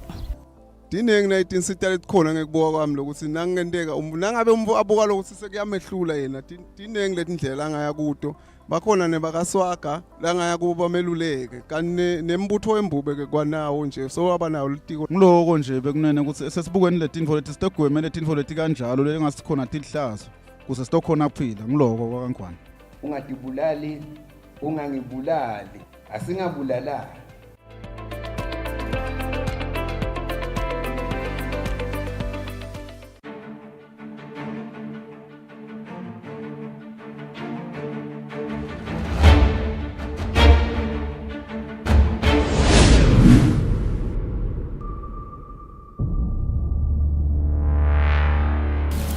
Sangivile uStemvele ngomthanda ngoba isikhathi sokuthi amgilije ubalekile kampeliji. Uyangishaya Fezile? Akuphaphamisa ngoba usemthethweni. Angeke nginike ukuphumula. Kwakho nginike indodza kade yakho.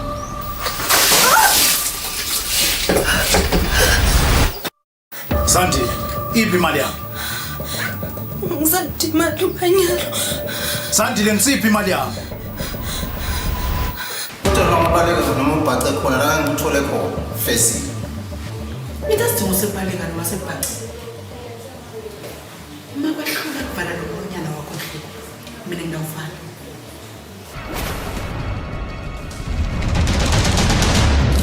Temple. Asambe ekhaya. Angiyilwi nawe mina. Phela nje lembusho ukuthi bese kwenzekile. Angeke sisho. Hey thula.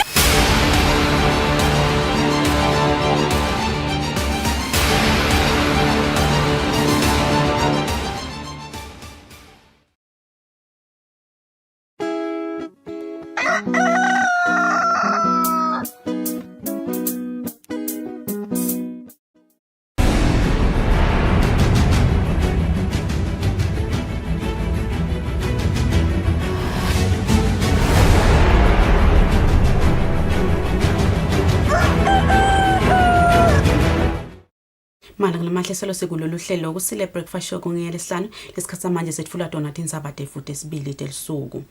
Masipala wedolobha laseMbabane usutawutsinga imali ecishe ifike esigizeni semanangeni kudalungisa umonakalo lo wendiwe ngamasaphatelo azamcolo eLouise. Lokuvakala ngemxhumaniso lo masipala nesive lakhe Itsabetse lothi lo monakalo ufaka ekhathi imigwaqo nemabhloho lalimele.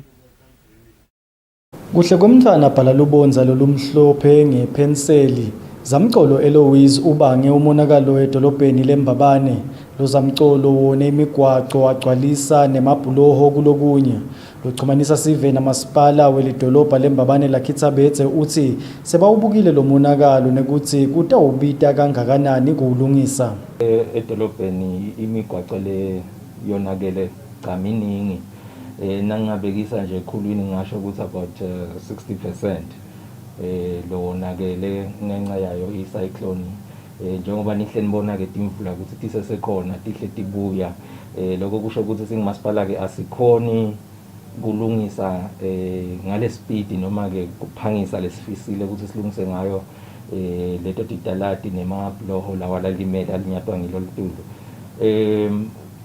nangingabekisa ngemali sita spenda about 1 million kulungisa leyo migwaqo kulama street nje sitabe sifaka naku emvini longathi kumba ngacabanga ukuthi kungumhlaba kanzima akusiwo umhlaba Sabetse uthi kwamanje batawufaka umhlaba loluhlobo lolucinile kuletigodzi lesetikhona kule migwaqo yaleli dolobha kuze timoto titawukhona kuhamba Sabetse uyachaza naletinye tindzawo letilemalelwe ngemabhuloho khona kuleli dolobha emabloho langathi alimele noma ngathi ama crossings edolobheni kunalenye nawelela eWaterford kaMhlaba ikhona lelimele lapha crossing lokunkhuluma nje isebenta kamasipala ikhona khona dizama kulungisa leyo crossing ikhona lenye lengaseMbabane Central nayo ilinyetwe ngilolutulu bese kuba ngelenye libloho lase Pine Valley bese kuba i-crossing yakumahalala siyathemba ukuthi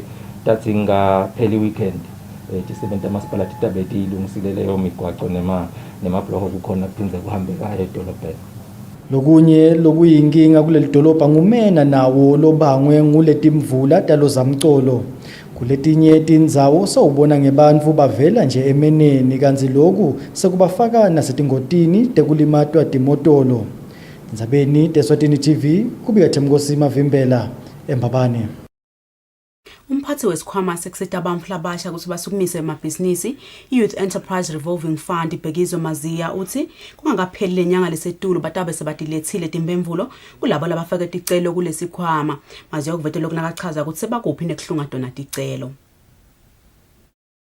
Tingemakhulu lamabili nemashumi lamathatfu nesihlanu 235 ticelo tekwebolekwa imali letifakwe bantfu labasha eminyakeni lophelile esikhwameni sekubelekelela basukumise emabhizinisi i-Youth Enterprise Revolving Fund.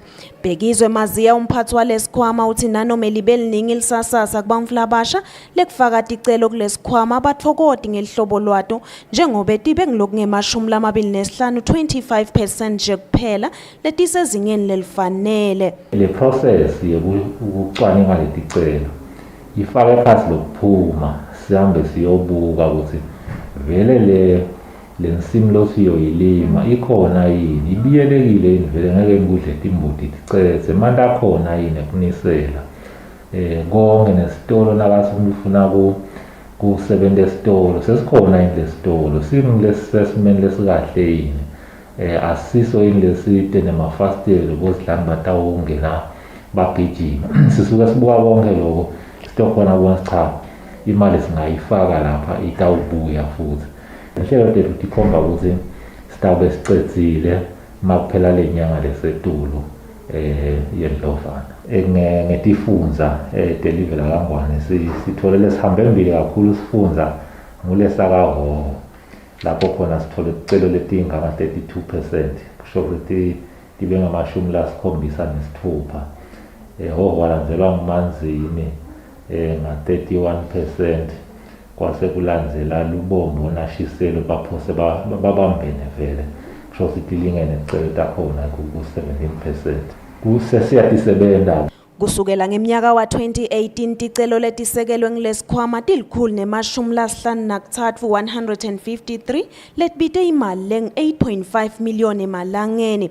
Loku-ke kulethe ematfuba yemsebenti lengemakhulu lamane nelishumi nakubili 412. Etindzabeni te-Eswatini TV kubika Nelsiwe Ndlangamandla nginamuzi Mkhonda eMbabane kanti letinye titfombe titfolakale ku-internet. Selisukumiswe ngalokusemthethweni lihlelo latiwa ngelamadvuthu lohlose kweluleka ngengcomo nangekukhokhela labo labathika betwe ngumkhuhlane i-COVID-19 ngetindlela letahlukene. Lo hlelo lotawusita sive mahala sukunyiswe ezulwini ngusihlalo walo Dr. Philip Nesi. Evikini leliphelile libandla labodokotela labaluleka ngengqondo lathembisa kusukumisa luhlelo lokusita sive ngekuseluleka ngengqondo nasemphefumulweni ikakhulukati leso lesikhanza sesidonsa kametima ngemkhuhlane i-COVID-19. Sewusukunyisiwe ngalokusemthethweni maduthu lokuluhlelo lokululeka emoyeni nasengqondweni labathikamitwe ngulo mkhuhlane. Maduthu-ke ungumntwana wetengqondo Eswatini lakuyi-transitions. Ndoni yamanzi mdlalo selongidokotela wetengqondo uthi banelicembu labasebenzisana nalo lelinikele kwenta lo msebenzi. Sesiyabona ukuthi kulamalanga labantu sebalimele kakhulu bagcine abasana nhliziyo. Laba khona nje labathi nesengifele kakhulu ngendani. Sesinema suicide cases umuntu ukhanze ukuthi kufa ifamily yonke landlini kusale yena yedwa. Atibute kusikeja senosalela ini vele bese yatibulala. Lo munye mhlambe sekushone ibreadwinner bese sikubonile nje kulamalanga sekhamba ibreadwinner uba sihleli indaba athini labantwana ngidaba beka labantwana angendi homicide angibulale labantwana nami ngitibulale ngadoya ejele for SODV. So le effects sekabi sekune crime seyinyukile icrime kakhulu labantu babhlungu base denial umonakalo mubi beva ngathi wonini ngoba bathi ibhlungu sidanivisa ke ibhlungu kune enga lenkulu kusikeja uhulumende wethu wentani keja namake soshona kanjani siyasolana siyanyanyana lama effects sekasemabi. Sihlalo Dr. Philip Nisi uthi uyathemba ukuthi sive sitawusitakala kulolu hlelo ikakhulukati ngoba sive sitawelulekwa mahala ha. Ukuthi bamlekelele simlekelele kukhulumisa naba bantu labakhathateke ikakhulu emphefumulweni. Kugula emtimbeni ungalimala sandla kodwa kugula lokumatima kugula emoyeni. Siyakholwa ke ukuthi ngamadudu vele sithi aselapheke emoyeni selapheke emtimbeni selapheke nasengqondweni. Siyambonga uNkulunkulu sikubonge nawe sisindo ngale mbono lomuhle kangaka. Kuthola lusito lwekululekwa sive singashaya noma siWhatsApp noma ke sithumele umlayeto ku 7947 9180 noma ke ku 7605 4103. Kubika Giyani Msibi ngisezulwini. Bosomabhizinisi betincola letitfutsa sive speak bathi kwenyuka kwentengo yaphethilolo nga-70 cent kusukela elangeni layitolo ebusuku kutabakhinyabeta kakhulu njengoba emabhizinisi kulamalanga kahambi kahle ngenxa yokubhedwa komkhuhlane i-COVID-19. Kulandzela ukuthi litiko lemcebo waphansi nemandla ngalesithathu limemetele ukuthi intengo yaphethilolo, diesel na paraffin itawenyuka nga-70 cents ilitha kusukela ngalesine ebusuku. Bosomabhizinisi betincola letilayisha sive speak bathi kwenyuka kwentengo yagasoline kutabakhinyabeta kakhulu ebhizinisini. Labo somabhizinisi bakhala ngekuthi kusebenta kwabo bekuvele kumadima ngenxa ye-COVID-19.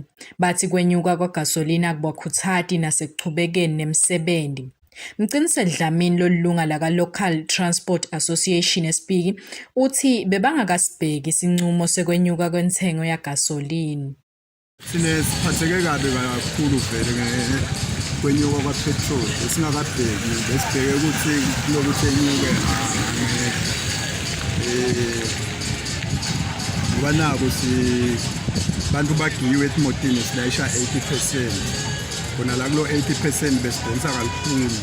So nyalo-ke lokhu sekwenyuke lo petrol asathi lo sisestaweni kanjani. Shishane Dlamini lomsomabhizinisi lomncane uthi lesinqumo sibalimata kakhulu uthi ucela uhulumende ababonelele. Petrol zakhuphuka nga-70 cents, beyakhuphuka ngabo-20 cents. Ngalana sinemakhumbini la besilayisha 15 about nyalo silayisha 12 siyaphela sihambelana lithi lamgwaqweni kakhulu mane nathi silingisa laba sifaka amaphepha enkantolo ukuthi hey uhulumende mane asiketile abantu baphelele babe kulenani leli-14 noma 15. Hayi lo 80% ngikubonene, hayi ukuthi mbe siyalwa siyacela bengekho la bangasicelela khona ngabeka ngigcinela.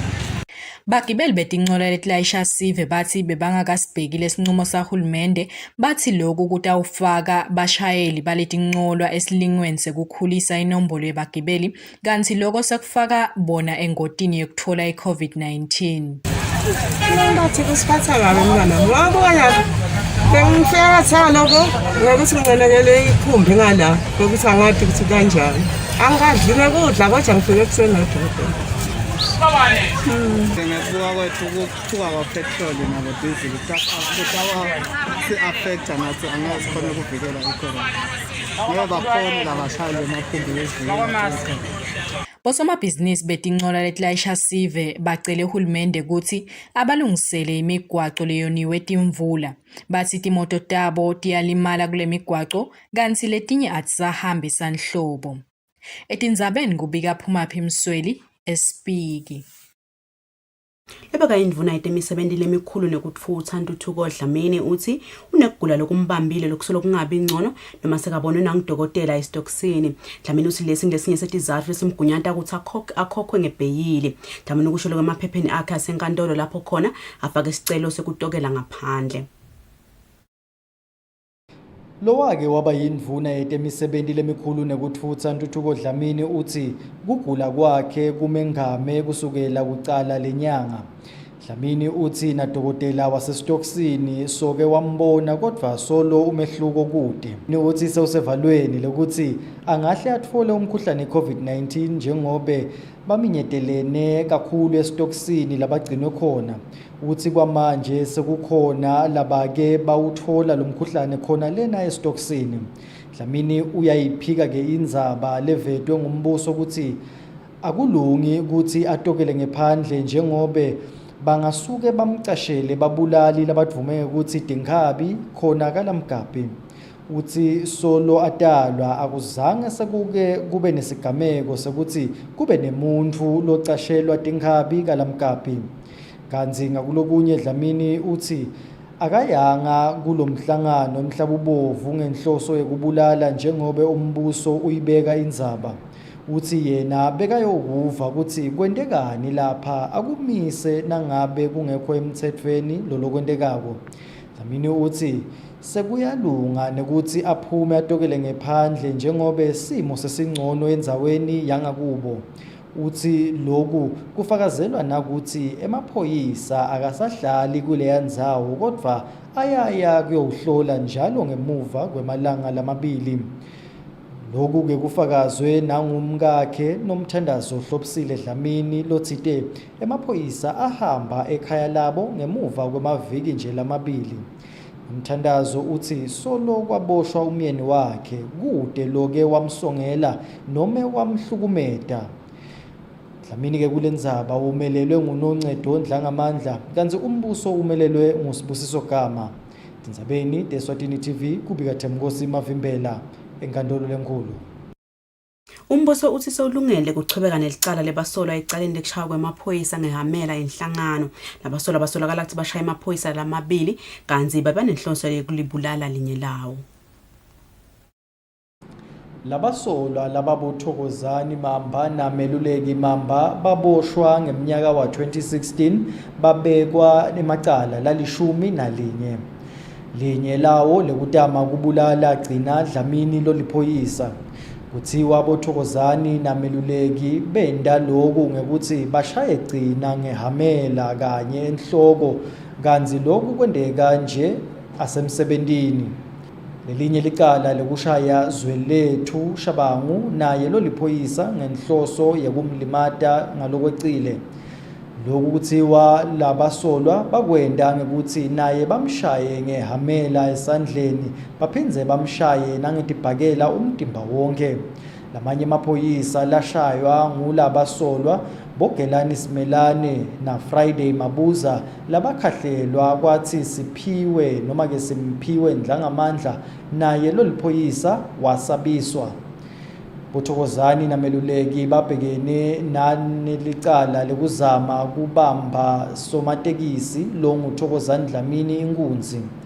Nasekutekwa lelicala umbuso uthi utawuba nabofakazi labayimfica. Munye wabo kuthiwa utawutshela inkantolo ukuthi kwafika Thokozani Dlamini longumshayeli wetekisi watovula licala emaphoyiseni enhlangano alivulela Thokozani Mamba. Ufakazi utawusho nokuthi amaphoyisa aphuma ayobopha Thokozani Mamba abuya naye esteshini. Athi asambuta imibuto waphuma ngematubane wangcunzana nalelinye liphoyisa lawa phansi. Ufakazi longugcina utawusho ukuthi wacosha lomsolwa wathi sekadudane nokumbamba weva umsindvo lomkhulu enhloko kwaba ngulapho aculeka khona. Tawusho nokuthi wavuka ngemuva kwesikhathi sekasemotweni yemaphoyisa ayiswa esibhodlela. Omunye fakazi utawusho ukuthi bothokozani Dlamini naThokozani Mamba bebabanga insangu nabatawuze bacabane. Ufakazi lona utawusho nokuthi wabona lomsolwa aphuma ngematubane emaphoyiseni wasesoshaya linye lemaphoyisa ngehamela enhloko. Lomunye fakazi utawusho ukuthi wabona meluleki Mamba afika estation semaphoyisa nehamela lase uyinika Thokozani lashaya ngalo gcina. Lehamela kuthiwa kwathi nasekuboshwe labasolwa lababili latholakala lifakwe ebhandeni lamunye walabasolwa. Lobufakazi lobu ke busatawuhlolisiswa emanga nemaqiniso khona enkantolo. Ndzabeni Eswatini TV kubika Themkosi Mavimbela enkantolo lenkulu. Mdlavuza wesibeletho solongewolo hamba embili lapha eVeni. Ngikusho kwalofundisa ngetempile enhlanganweni kaMhlaba etempile kuleli Dr. Kevin Magatsange. Inhlangano yachubeka nekusebenzisana nohulumende welive laseSwatini ekuqinisekiseni ukuthi emaswati akabulawa ngohlobo lomdlavuza. Lilanga lamhla ka-4 February kuba lilanga lokugubha losuku lwemidlavuza emhlabeni. Siqubulo salonyaka ke sithi I am and I will. Kulomnyaka ke lemithathu yekutama kwanzisa lwati nekuconza ngemdlavuza nekushintsha ke imivo yebantu ngamdlavuza. Bomdlavuza ngekwehlukana ke babonakala bakhula esifundzeni sase-Afrika lekukhatsata ke emave ngekwehlukana.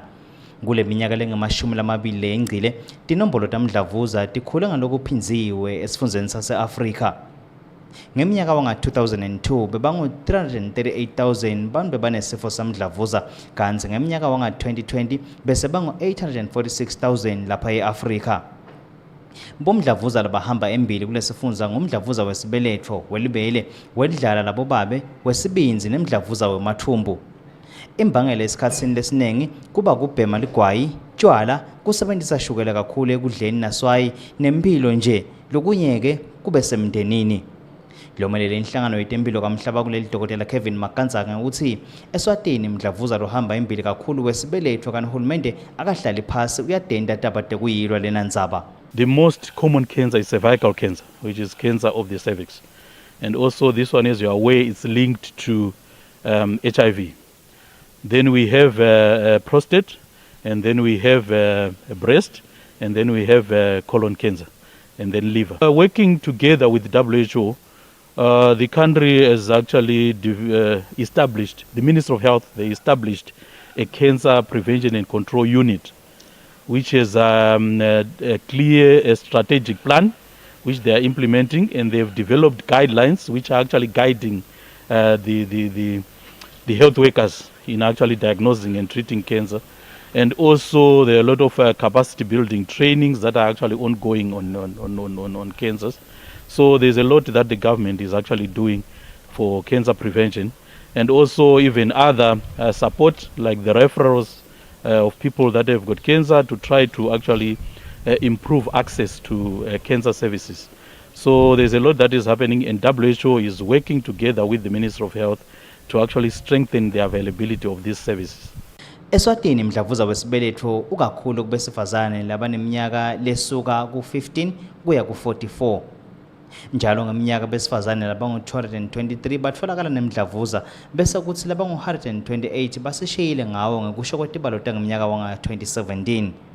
Betempilo kubahlali bakhuthaza sive ukuthi nasiva timpawu tamdlavuza sisheshe siye emtholampilo sithole kulandzeleleka kude usheshe utholakale ulashwe kusesenesikhathi. Etindzabeni ngingiyani Msibi, letinye tithombe titholakele ku-internet. Bodokotela labanganemincele sebalungise impahla ekulekelela imitfolampilo lesitfele kaMedima ekusitheni nabo lesebatfolakala nemkhuhlane i-COVID-19 esifundzeni saseshiselweni. Umxhumanisi walenhlangano nesive futhi Mathonsi uthi lempahla ifaka ekhatsi imibhedze lesiphohlongo netindlu tangasese letine. Ngekubona kwanza kwelinani lebantfu labemukelwa esibhedlela inhlangano Health Center. Inhlangano yabodokotela labangenamingcele i-MSF ngalesithathu yetfule impahla yekulekelela imitfolampilo leseyitfele kaMedima ekusiteni lasebatfolelo mkhuhlane kulesifundza. Umxhumanisi walenhlangano futhi Mathonsi uthi lempahla ifaka ekhatsi emathende lamabili, imibhedze lesiphohlongo, ema-oxygen concentrators lali-10, tindzawo tekugezela letimbili kanye netindlu tangansense letine. Siyinhlangano sitsite asivele sitawusitana sibambisane kanye nahulumende. Sisukumiswe ke ukuthi siyabona ukuthi lokho seyibuya kwesibili i-COVID-19 siyabona ukuthi ngathi ibuye ngemandla nje baningi abantu labangathi phindze bajikiswe tibhedlela ku full capacity.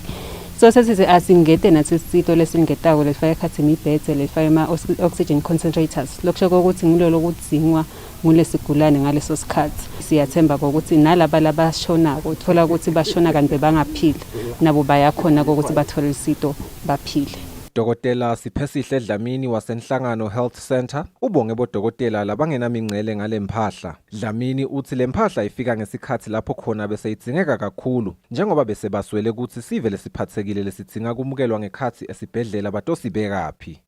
Siyabonga kakhulu nje basenhlangano Health Center ku MSF ngekusilekelela la uma kucala le pandemic ye COVID-19 sonke sibe ngathi we overwhelmed alokuthi besinetigulane letinengi ezinamanje sisesenato letitako uthola ukuthi letinye ti critical lokusho ukuthi bekudzinga ukuthi sithi admit silalise kodwa ke lokho kwendeka bothola ukuthi asikhoni lokulalisa tonke lele sidinga ukuthi silalise ngalokuthi sinenzawo lencane la ngekhathi yeku-admita. Umbiko welitiko letempilo ngalomkhuhlane ngalesithathu uvete ukuthi batinkhulungwane nemakhulu lamathathu 1300 bantfu esifundzeni saseshiselweni labatfolakele banalomkhuhlane. Lokusho ukuthi ishiselo solo ngiyo lenelinani leliphasi lebantfu labanemkhuhlane i-COVID-19 uma icathaniswa naletinye tifundza telive. Etindzabeni kubika Sifiso Nxumalo nginasimuva Shongwe sisenhlangano.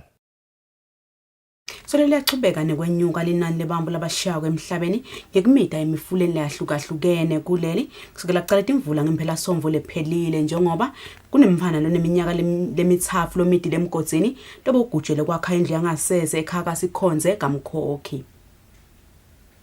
Kulandzela timvula letichubekako nekuna kulamalanga eveni, umntfwana loneminyaka lemithatfu ubudzala umitile ngesikhatsi bayoshaya tinkhomo nebanakabo. Lo mntfwana kuthiwa ucumukele emgodzini lebogujele kwenta indlu yangasense. Babe lo mntfwana Sunday Sikhonze uthi babona abantwana sekangekho cebo lenkhosi bathina babutwa ukuthi uphi baphendvula abantwana ukuthi ucumukele emgodzini. Bathi labantwana bahamba bathi bayoshaya tinkomo lapha ensimini kanye kunalendzawo legujiwe le bese igubhele kwakha nje umthoya kwakhanza ukuthi kuletimvula lebetinake lomgodzi sokhongetele emanti bathi ke bantwana bathi nabahamba bayoshaya inkomo nabathatha kudiscover la ekhaya ukuthi baphi bantwana babona sekuchamuka lababili labancane nababuta ke ukuthi hey uphi Zibani bathi ke uthi uyaphendula ke munye lo mncane ukuthi hey Zibani lapha ubese ufucelwa nginanga banibani lapha emgodzini bagijime ke bayohlola emgodzini nabafika ke bafike bangambona bangene ke khatha emgodzini ke baphenye vele bamthole ukuthi vele ula ikhatsi. Sikhonze ucela lusito lwekufihla lo mntwana. Emaphoyisa eMbube yaxwayisa njalo ukuthi sive sigweme kungena emantini lamile noma ngabe akusuye umfula ngoba awati ashona kanganani. Itindzabeni kubika Thembelihle Magujwa, Thombe Ngithemba Shabangu kaMkhokhi. Takhamuti tasekutsimleni enjamanene ngaphansi kwenkundla yasemkhiweni libambisene libandla lenkundla sesisukumise umsebenzi wokulungisa umgwaqo wakulendzawo lonetisele nekugedvuka kwemhlaba lobangathi imvula letikhona lapha eveni kulamalanga. Siveza senkundleni yasemkhiweni sithi sibone kukuhle ukuthi sibambise uhulumende lapho singabamba khona njengoba kukunyendi labhekene nako lokufaka ekhathi kulwa nemkhuhlane we-COVID-19 kulo msebenzi umuti ukhipha ema-50 emalangeni kude kucashwe sigulumba lesitawulekelela kuvala letisele emgwaqweni takhamiti tiphume ngemafosholo nemabhala kuchuba lo msebenzi uma sikhulumisana naletinye takhamiti tivitile ukuthi etetambukelela uhulumende ikakhulu kulesikhathi lelive libhekene naso.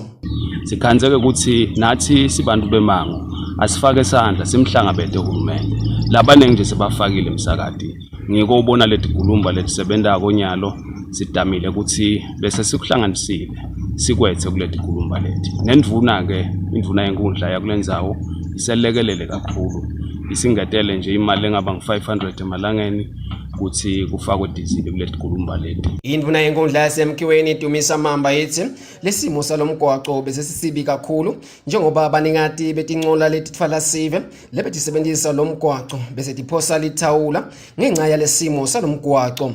Kulandzela kuna kwelitulu timvula lesibenato letibetinkhulu impela sibili enkundleni emkhiweni imgwaqo ibolile konakele Mthombeni njengoba ubona lapha kwami kuyasetshenzwa sigcine sive sibona njengoba uhulumende weNgwenyama kumati ma breakdowns lapha sagcina sesithi asisukume siyocela umunye somabhizinisi longumboni Dlamini wasilamulela ukunene nge-TLB yakhe sive safaka tandle emakhikhini saphuma sive ngetinkani nje busibona nje sechitha isaka lapho kuyasetshenzwa kulungiswa lemigwaqo kusonakalele kakhulu nje imigwaqo yethu nakubokhuphuka ngiswaye leso baphumile sive balungisa tonke letindzawo vele sesitawuhamba senda ngale tandle tathi nabo yahulumende ngegrade asikhanje sisendleleni kepha ke emsakati umuntu unawo umbono njengeSwati na njengemfalo othunyiwe enkundleni yasemkhiweni kube uhulumende sibona ukuthi bekungamshiphela sibe emkhiweni ukuthi uma inkundla ngenkundla beyingaba negrader yayo itokhona kunakala imigwaqo ingakaze yonakala kakhulu lokho bekutamshiphela uhulumende ngoba nasayilungisa seyonakele kakhulu bese so spenda imali eningi kakhulu bese ngathokota nje uma uhulumende weNgwenyama angakubona kufanele inkundla ayibe negreat high yokusebenza emhlabeni. Mamba ukuthathe sive kakhulu sasemkhiweni ukuthi asichubeke nalomkhuba lomuhle lesiwentako ukufaka emandla sisite lapho singasita khona njengoba lo msebenzi usachubeka. Etindzabeni teSwatini TV ngingibongo Simagagula enjamaneni.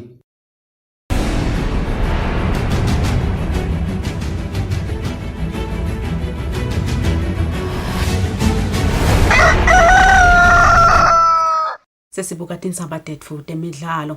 Thobeka Shongwe lokukhulumela umdlalo werugby yabomake kuleli uthi lo mdlalo wabo uphadamiseke kakhulu ngekubhedwa komkhuhlane i-COVID-19 njengoba bafise ukukhulisa inombolo temacembu alomdlalo kulomnyaka. Shongwe uthi bafise kuya nasemidlalweni ye-World Cup yeminyaka wa-2023. Imidlalo yerugby yabomake sesigameni lesisacathuda lapho khona labaningi basathe kakhulu ngemidlalo wabo babe. Kepha ke eminyakeni lendlulile inhlangano yalomdlalo emhlabeni yendile ke imitamo yokuthuthukisa lo mdlalo umhlaba wonke. Livile Eswatini naloke bese licalile imitamo yokukhulisa lo mdlalo yabomake njengaloko emacembu abe sesikhombisa lapho khona nemidlalo yabo bese icala ikhula. Kulomnyaka ke lenhlangano beyihlele kusukumisa tinhlelo lekukhulisa kabantu lo mdlalo. Khulumela lemidlalo yabomake kule nhlangano yerugby even Thobeka Shongwe uchaza kabanti ngale tinhlelo bebatihlelile. We have not been able to train for over a year now, and that has led to us not even being able to start new teams as we had planned to. We had made plans ukuthi sitawukhona ukuqala team lamasha kulomnyaka lona sifundise abantwana labancane etikolweni siba recruit sibafundise ukudlala le sport ngalendlela thina lesisithandza ngayo. It has been said and it is well known that rugby is a contact sport, and because of that we have been restricted from playing and training ever since corona. This has greatly affected us because we would like for many other children to learn how to play the sport as women, mainly because we had wanted to join the Rugby World Cup which is set to be on 2023, of which we are not sure if we are yet to qualify for now, looking at the time of which we have spent singa training singing the load for. Thobeka uthi umthandazo wabo ukuthi lo mkhuhlane we-COVID-19 uphele masinyane ukuthi batokhona ukuthi babuyele batilolonge batokhona ukuchubeka nemidlalo yabo lokungababeka esigameni selesihle ukuthi bakhone ukungenelana nemidlalo yokuhlungela indebe yemhlaba ya-2023. Lobikela umsakazo weSwatini TV temidlalo ngiphathiswa Msebi asembabane. Malanga lamahle sifika kanjalo ngamaphethelweni ado tindzaba tefu lebetesibili kulosuku lesikhathi manje siyakhona etitolo sibe siyachubeka nalo luhlelo Kusile. Good morning.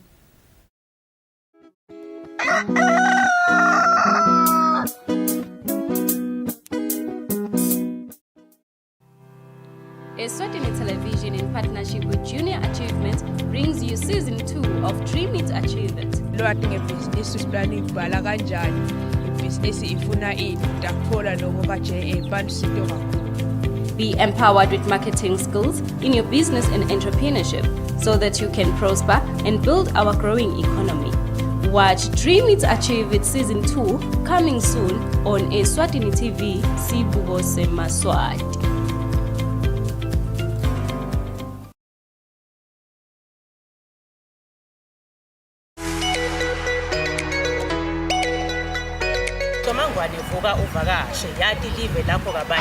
There's so much to learn and see in the kingdom of Eswatini.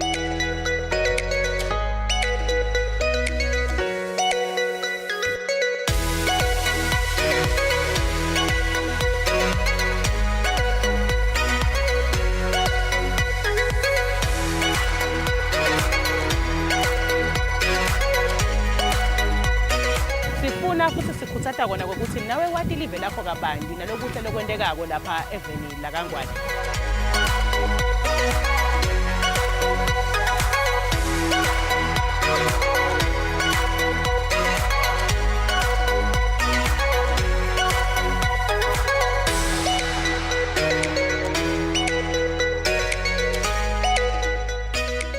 Namambalo uyabona mbukeli ukuthi indalo is a beautiful thing. Ubukhulu baNkulunkulu buyabonakala ngendalo.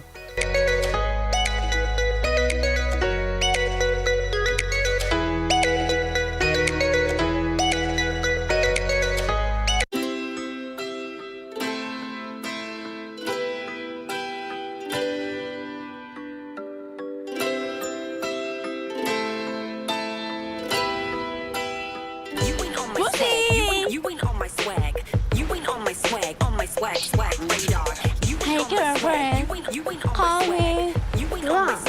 Hey, my name is Gigi Callahan. And Gigi's a movie star I haven't seen in my life. I came here to say, hello everyone. This is who I am. But let's go.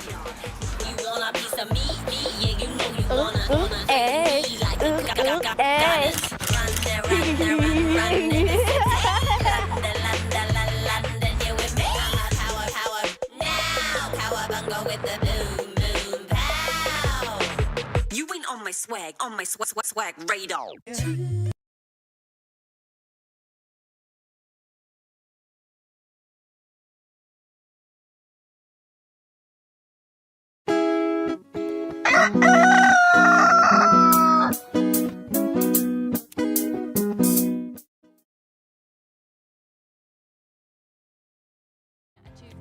Brings you season 2 of Dream It, Achieve It. lwati ngebhizinisi usiplan ivala kanjani ibhizinisi ifuna ini ndakuthola nokuba nje abantu sinto kakhulu.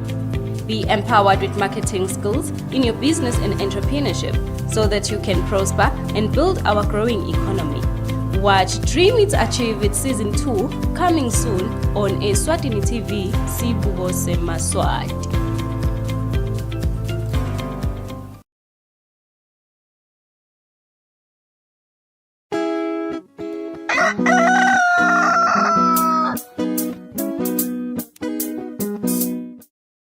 Malanga namahle selo sikulolu hlelo Kusile breakfast show kunguye lesihlanu malanga lamahle emakhaya nemukela nisanza kuvulela nomsakazo wato tithombe tingudle nte futhi ekuxhumana nakhona siyanemukela lesikhathi manje sabuka sona simo semkhuhlane iCovid-19 kuthi ngabe vele silive laseSwatini sime kanjani njengoba ama cases ebambula abafulakala nawo lo mkhuhlane aqhubeka nekuba khona lapha eveni njengoba labanye sebaqalile kusho ukuthi hayi ngathi kaqalile ayehla kepha lokusala silive laseSwatini solo liyaqhubeka liyathola abamvu labanawo umkhuhlane iCovid-19 njengoba nasibuka khona elangeni la itolo infuna itempilo ithulile ukuthi kufula yona imiphumela leng 10,037 kwasukuthi 71 wabo bafulakala ukuthi banawo lo mkhuhlane basithupha ke abantu abashile ngenxa yawo lo mkhuhlane elangeni la itolo labathafu babo labathafu babo singasho ukuthi ngema males then labathafu babo nakhona ngema females sabona ukuthi lepe bane T40 kulaba labasithupha besihlanu lona munye bekede si40 emtimbeni itotal ke maswati lesanawo lo mkhuhlane nyalo it's 16,045 nasibuka ngaso simo salabafulakele nawo lemkhuhlane elangeni la itolo njengoba sinethi igaba letinzafu asymptomatic mild and moderate ku 0 to 9 years kude lofulakele ku 10 to 19 babili labafulakele baphaze timpawu lesingathi sinebiseti ibonakala ke phathi neto letiphansi kunyotholakala kamanzini munyatholakala khona eshiselweni 20 to 29 bang 12 labafulakele abanengi babo bafulakale esifundzeni sakawo phaze timpawu lesithi sinethi yabonakala ke phathi leto letiphansi kwasekulandzela yena manzini letimpawu letiphansi nato letibonakala njengoba bese kuba nebamvu labathafu 30 to 39 nakhona bang 12 labafulakele abanye babo bafulakale esifundzeni sakamanzini banetimpawu letiphasi ke phela tibonakalako balandzelwe nguhowo nayo netimpawu letiphasi phinze letingasi tiyabonakala bese nang asymptomatic kuyavela nakhona bathafu phinze nabo besifundza sakahowo 40 to 49 bang 18 labafulakele labanengi babo bafulakale esifundzeni sakamanzini 4 wabo bafulakale esifundzeni sakamanzini phase timpawu letingabonakali kwasese phase timpawu letibonakalako letiphansi kwafulakala labane nakhona esifundzeni sakawo kwasisi labathafu bafulakala esifundzeni saselubonjeni 50 to 59 basiphohlongo ke laba bafulakele khona nayo umkhuhlane eCovid-19 njengoba labanengi babo batfolakala esifundzeni letimbili bafulakale labathafu bafulakala esifundzeni sakamanzini labathafu bafulakala nakhona esifundzeni saseshiselweni phase timpawu letibonakalako kepha tingleto letiphansi 60 to 69 bang 11 labafulakele labanengi babo bafulakala esifundzeni sakamanzini phase timpawu letiphansi letibonakalako labathafu bafulakala eshiselweni phase timpawu letiphansi kepha tibonakala 70 to 79 kufulakale labasihlanu labanengi babo bafulakale esifundzeni sakawo njengoba babili nakhona banetimpawu letiphansi kepha tiyabonakala then 80 plus nakhona kufulakale bamfula bathafu abanengi bakhona bafulakale esifundzeni sakawo ngoba lababili bafulakale khona phase timpawu lesithi sineti yabonakala kepha tingleto letiphansi nasibuka ngesimo bantu labalashaya umkhuhlane lapha eveni bathi 4,261 and then lasebaluleme bathi 11,122 lasebashile emhlabeni bathi 591 lababhalisele kunekekelwa bang 71 and then emaswati lesanawo lomkhuhlane laluleme nalashile emhlabeni it's 16,045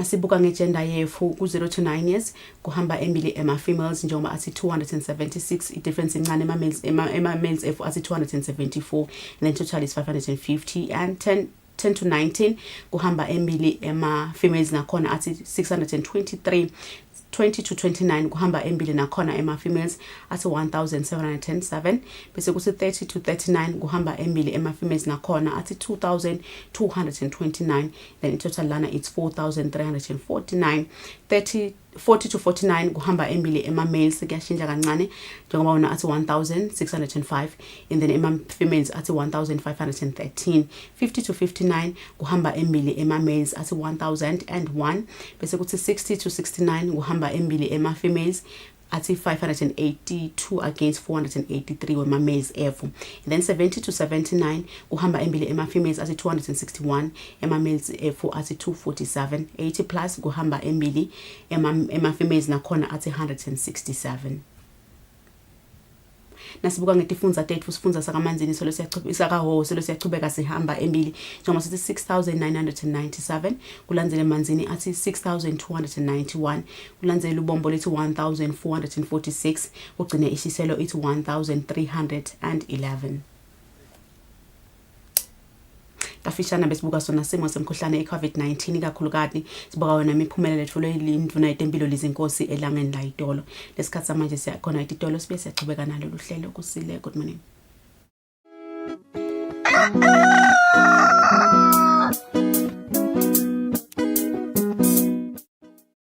My name is Eswatini. It's your boy DJ Eswatini, aka BEZ. Catch me and the gang on a brand new show. Amazing show. I'm so excited about first episode. It's hot new show for Studio One. As you guys know, we do cover all things music and entertainment. I'm going to be doing the news aspect specifically. So our news is divided into two segments, into international news and then local news. I'm going to be on the cozy couch hosting all the guests that we have on the show. Thanks for joining me on the cozy couch. Your performance, how did you feel about that? I loved it. Honestly, I was ecstatic.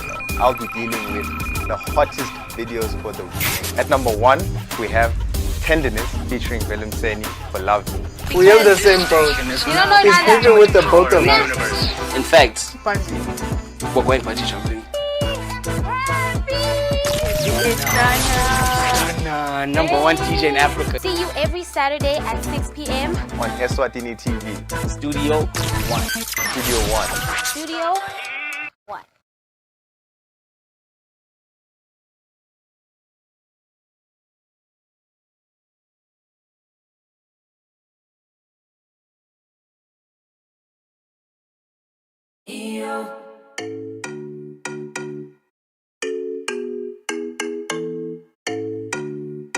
Your favorite music show is back. We're bringing you the hottest music videos and live studio interviews with your favorite celebrities. We are giving you a front row seat to the latest fashion trends as well as your weekend gig guide. Join us live on social media and call in to send in your shout-outs. Catch This Weekend Eswatini every Friday at 5:30 p.m. live on Eswatini TV.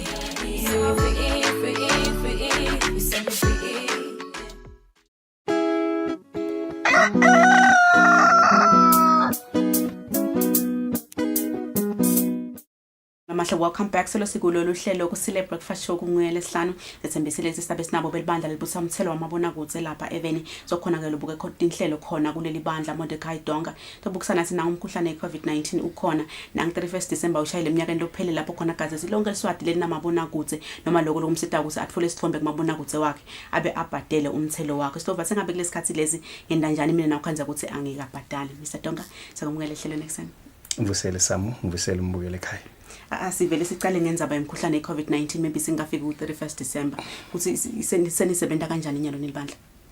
Okay asibonge Sam I think i-office lately we affected a lot i-COVID-19 in the sense that laba bhadalela mabona kude their employees and some of them have lost jobs.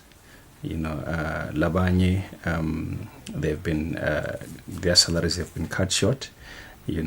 Some have lost lama breadwinners emakaya. Laba ababepatalele mabona kude bashonile due to COVID and the like. Our very own office has also been affected. We lost a member and some of the people, within our office by Bambi lomkhuhlane bekugula. But sebasilile, mainly our turnover has been affected a lot. We're not getting the the required turnover or the required payments as we had expected or as projected before. Yes, sir. Now Mr. Donga 31st December ushayile kaze siliswati libhadala umthelo wamabona kuze by 31st December nyalo 6 February sithini lesimo angena nemaswati labhadele maybe sangena even to renewals maybe nananga lesithini ngathi masha. Okay. Njengelo office le TV license cela kubonga labo abakhona ukuyabhadala amabona kodwa mainly labo abakhona ukuyarenew for their licenses. There's quite a number masilinganisa ngo 2019 the number of those that renewed this year inyukile by more than 2,500 masilinganisa lo 2019. It shows that you can get 2,500. Yes, couldn't get 2,500 from the number I was in 2019. Okay. Yes, so it shows that people are coming forward and they are paying. However, 31 December was the deadline. So from the 1st of January, we're having quite a number again who are coming to pay for their television license fees. Some of them banama valid reasons. So any valid reason, they talk to our office sibeve, and at times the penalties waived, and or at times when somebody does not have a valid reason, we do not waive the penalty. But sicela kubonga labo abasemakhaya bakhona ukuya renew their television devices, and for those that have not renewed, I think the law will take its own course. However, we also urge them to come forward to our office and then present their cases. Each case is judged on its own merits. Possibly labanye abakhona ukuyabhadala amabona kude because of lama underlying reasons our COVID. So we're urging people ekhaya bangayisabi sicela basithini bathindile office lethu, then we'll be able to assist them. Yes. Ngifuna kuthola simo ka Mr. Donga ukuthi nyalo sithini nilibandla nisibukela ukuthi niyasingetela maybe grace period lefika kulesikhathi lesi khamba njani ngidinza abantu ama penalties. Okay, umthetho uthi after the 31st of December, when one has not renewed has not renewed their TV license, the penalty kicks in. I think what's required now is for us to judge each case on its own merits. Umuntu mine problem, they must come to our office and explain the problem. But as from the 1st of January, 2021, the penalty kicked in. So those who are at home and they have not renewed for their licenses, they are likely going to be charged penalties. Yes, in Kusile, each case siyoboka nje ukuthi umuntu usinika indaba yakhe imi kanjani. Labanye banama valid reasons why they haven't paid. Due to COVID. But again, we urge them to pay even at home. We have opened a number of payment options. MTN mobile money, Eswatini imali. It might be difficult for somebody to work up from home, but we see a lot of traffic through the post office. So for those that can, labakona, but for those at home, please make use of your gadgets, and pay. You can even make an EFT to our bank account in NetBank. Thanks. Ngifuna kuthola lokho Mr. Donga ukuthi kulesikhathi lesi engabe yini lenitfola ukuthi usive some of maybe the issues laba raise ukuthi yathi thine sinama issues nanganyana. Okay. The key issues were issues of reference. Uma umuntu abhadala through EFT. Bebebuda nje ukuthi what reference are we supposed to use? So for businesses, please use your TIN number when paying through an EFT or making a bank deposit. For individuals, please use your ID number as your reference. I think that will ensure that your transfer goes through. So lama transfers lamanengi aba rejected because maybe one would have used le reference wrong. so the bank transfer won't go through if you use the wrong transfer. Other concerns which still subsist programs. A few people though, they are now happy with the programs, but some still have problems. But again, in a society, we are a mixed lot. So you'd have people with different views. Some don't even watch, ETVA. I think due to the old programs that we used to have and due to their old experiences. So they're saying change your programs. What we have said to them is encourage to go and check or watch ETVA again. Or watch ETV again and come back to us with feedback. Thank you. Asingene ke Mr. Jonga ukuthi now it's a new year. Unyaka sovele uqalile ku COVID ukhona. Buka ngathi utosotoba nathi for a while. 2020 sifunzile ukuthi ngabe vele ama operations esiwenda kanjani kude phela sokhona ukuthi just adjust to the new normal. Sithini ke nyalo athina ama plans le now nibandla 2021. Okay. So lokumcoka kithi is the collection, or rather our collection strategies. Okay. Much as we are faced with COVID and its ripple effects on the economy and on individuals, it is the collection. Life has to go on. So we have come up with a number of options or alternatives in as far as to boost our collections. The first one, to ensure that we protect our officers. We are operating on a very minimal staff in the office. Some are working from home. So laba sebenda from Makaya, they continue making calls, making follow-ups, and then preparing a debtors list, which debtors list is then sent to the office. And then the office then makes follow-ups or sends through lama message reminders to people that have not paid, that come forward and pay for your TV license. Another option is sifuna kube nama payment options lamaningi, mainly faced with this pandemic. So we are in negotiations with quite a number of stakeholders. Recently, ePaynet was launched, and we are trying to also make use of that. We're trying to weigh and see how best can we harness ePayment into TV license payment. So should we have all those payment options available for our clients? I think and they won't have any excuses for not paying. Thanks. Asingene ke Mr. Donga ukuthi engabe nilibandla sesiwavile ema issues maybe noma concerns la vetwa ngema clients. Sesithini nini nilibandla ke athini some of the challenges lena face at this moment. Okay. So the biggest challenge njengoba ngishito COVID. COVID has affected not only us but we I remember there's a day when our officers were making a follow-up in Makaya. Mabeshaya, I think they called, we got a report that about 5 or 6 of the licensees had passed on due to COVID. So that's a very big effect, on us. That's a very big challenge on us. Further, ETV license, mainly our backbone are the Gama inspections. Abantu Makaya, if you don't inspect them, if you don't visit them, or if they don't see you, they forget about you. So wanyalo asikonu ufike Makaya si inspect. We rely on the information that we get from the licensees. Although we are able to then verify that information, if it's already in our system, we're able to verify it. So we rely on their information. It might be good, it might be bad, but we rely mainly on that information. So it's a big challenge in the sense that as sakonu fige makai, siba inspect, we can only do so through what we call desktop inspections. That's another challenge. Another third challenge is people need to be educated about TV license, and the acts and other things. Now we cannot do these things face to face. Ekateni besikhona ukuthi sihambe all the way to Shiselweni Lubombo sibafundise nge TV license, but now we can't because of COVID again. So that's a big challenge on our part. We can only make use of media platforms.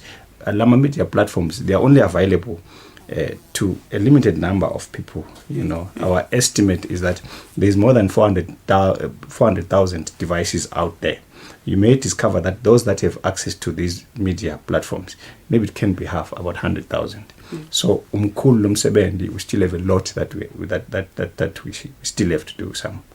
Before we go, Mr. Donga, ngifuna kushola lokuthi kunana i-concern leyo kavele ekuthenini niyakhona yini ukusebenzisana nanaditolo ekuthenini nangabe mina ngithenga i-TV yami ngikhona ukuthi vele bathi angikhiphi la sitolo ngaphandle kwekuthi ngibhadale umthelo wami. Then the question was, ngiyachamuka la sitolo ngidothenga my TV, it's 5,000, making an example, is 5,000 ngiphethe 5,000 bese kufuna ngisale ngigeta ngetulu imali ye-TV license. Sithini le sitolo sithi angishiye phasi angijike ngibuyele endlini with the 5,000 ngibuyela na imali ekubhadala i-TV license. Okay, asibonge Samo ngalombuto lomcoka kanje. I don't know what the stores say in such kind of a situation. I wouldn't really know, but it's a requirement. Remember, we issue out a retailer's license. So masibanika lama retailer's license kunama conditions which are spelled out in the license that they have. Amongst the condition is that upon point of sale, they have to ensure that when they issue a TV, they also issue a TV license. So I don't know how the stores or the retailers do it, but whatever they do must factor in TV license fee. Akon lama retailers lama neng which are not doing that. Okay. And our inspections, our inspectors are on their tails. Last year, I think we located about 15 that were not selling TV license, despite the fact that they had a license. So we are going to be very harsh on them this year. I think we just let the law take its own course, in the sense that that's a revenue for the nation that the retailers are holding back. So if they don't sell TV license, they are also breaching the law. Kuna Mr. Donga, ihamba njani inzabe ma prosecution njengoba they have to face the law. Hamba njani inzabe ma prosecutions? Okay.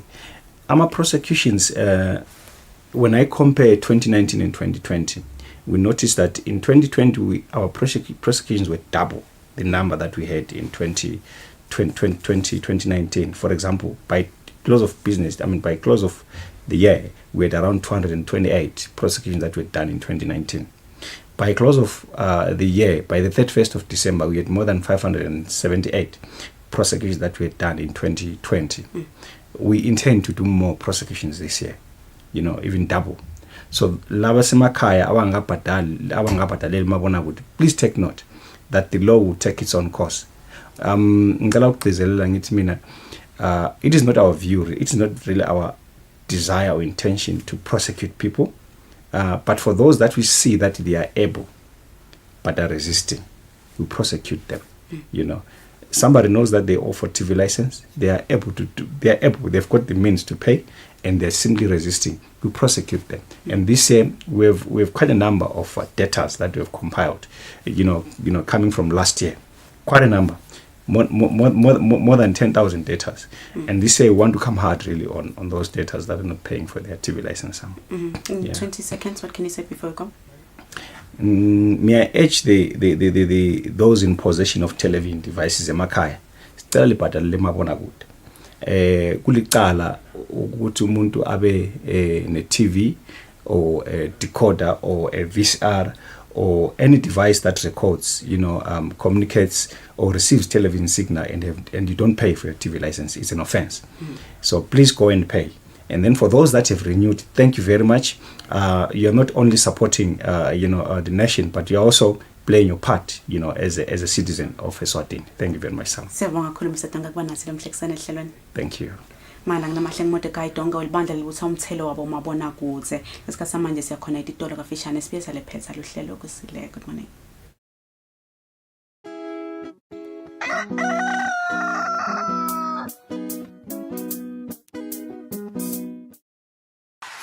In order to bring to life and to defeat and overcome the ongoing global pandemic coronavirus, food with a balanced diet plays a vital role. Eswatini TV brings to you a fresh season of Kudla Kwempilo to see how our farmers bring food to the nation, the challenges our farmers are facing in this pandemic, the struggle, the fight, the national lockdown, the intervention from the government to help our local farmers. Watch this fresh season of Kudla Kwempilo on Eswatini TV. Learn, Be advised and be inspired by local farmers and how they are making great changes in this era of COVID-19. Kudla kwempilo, food for life.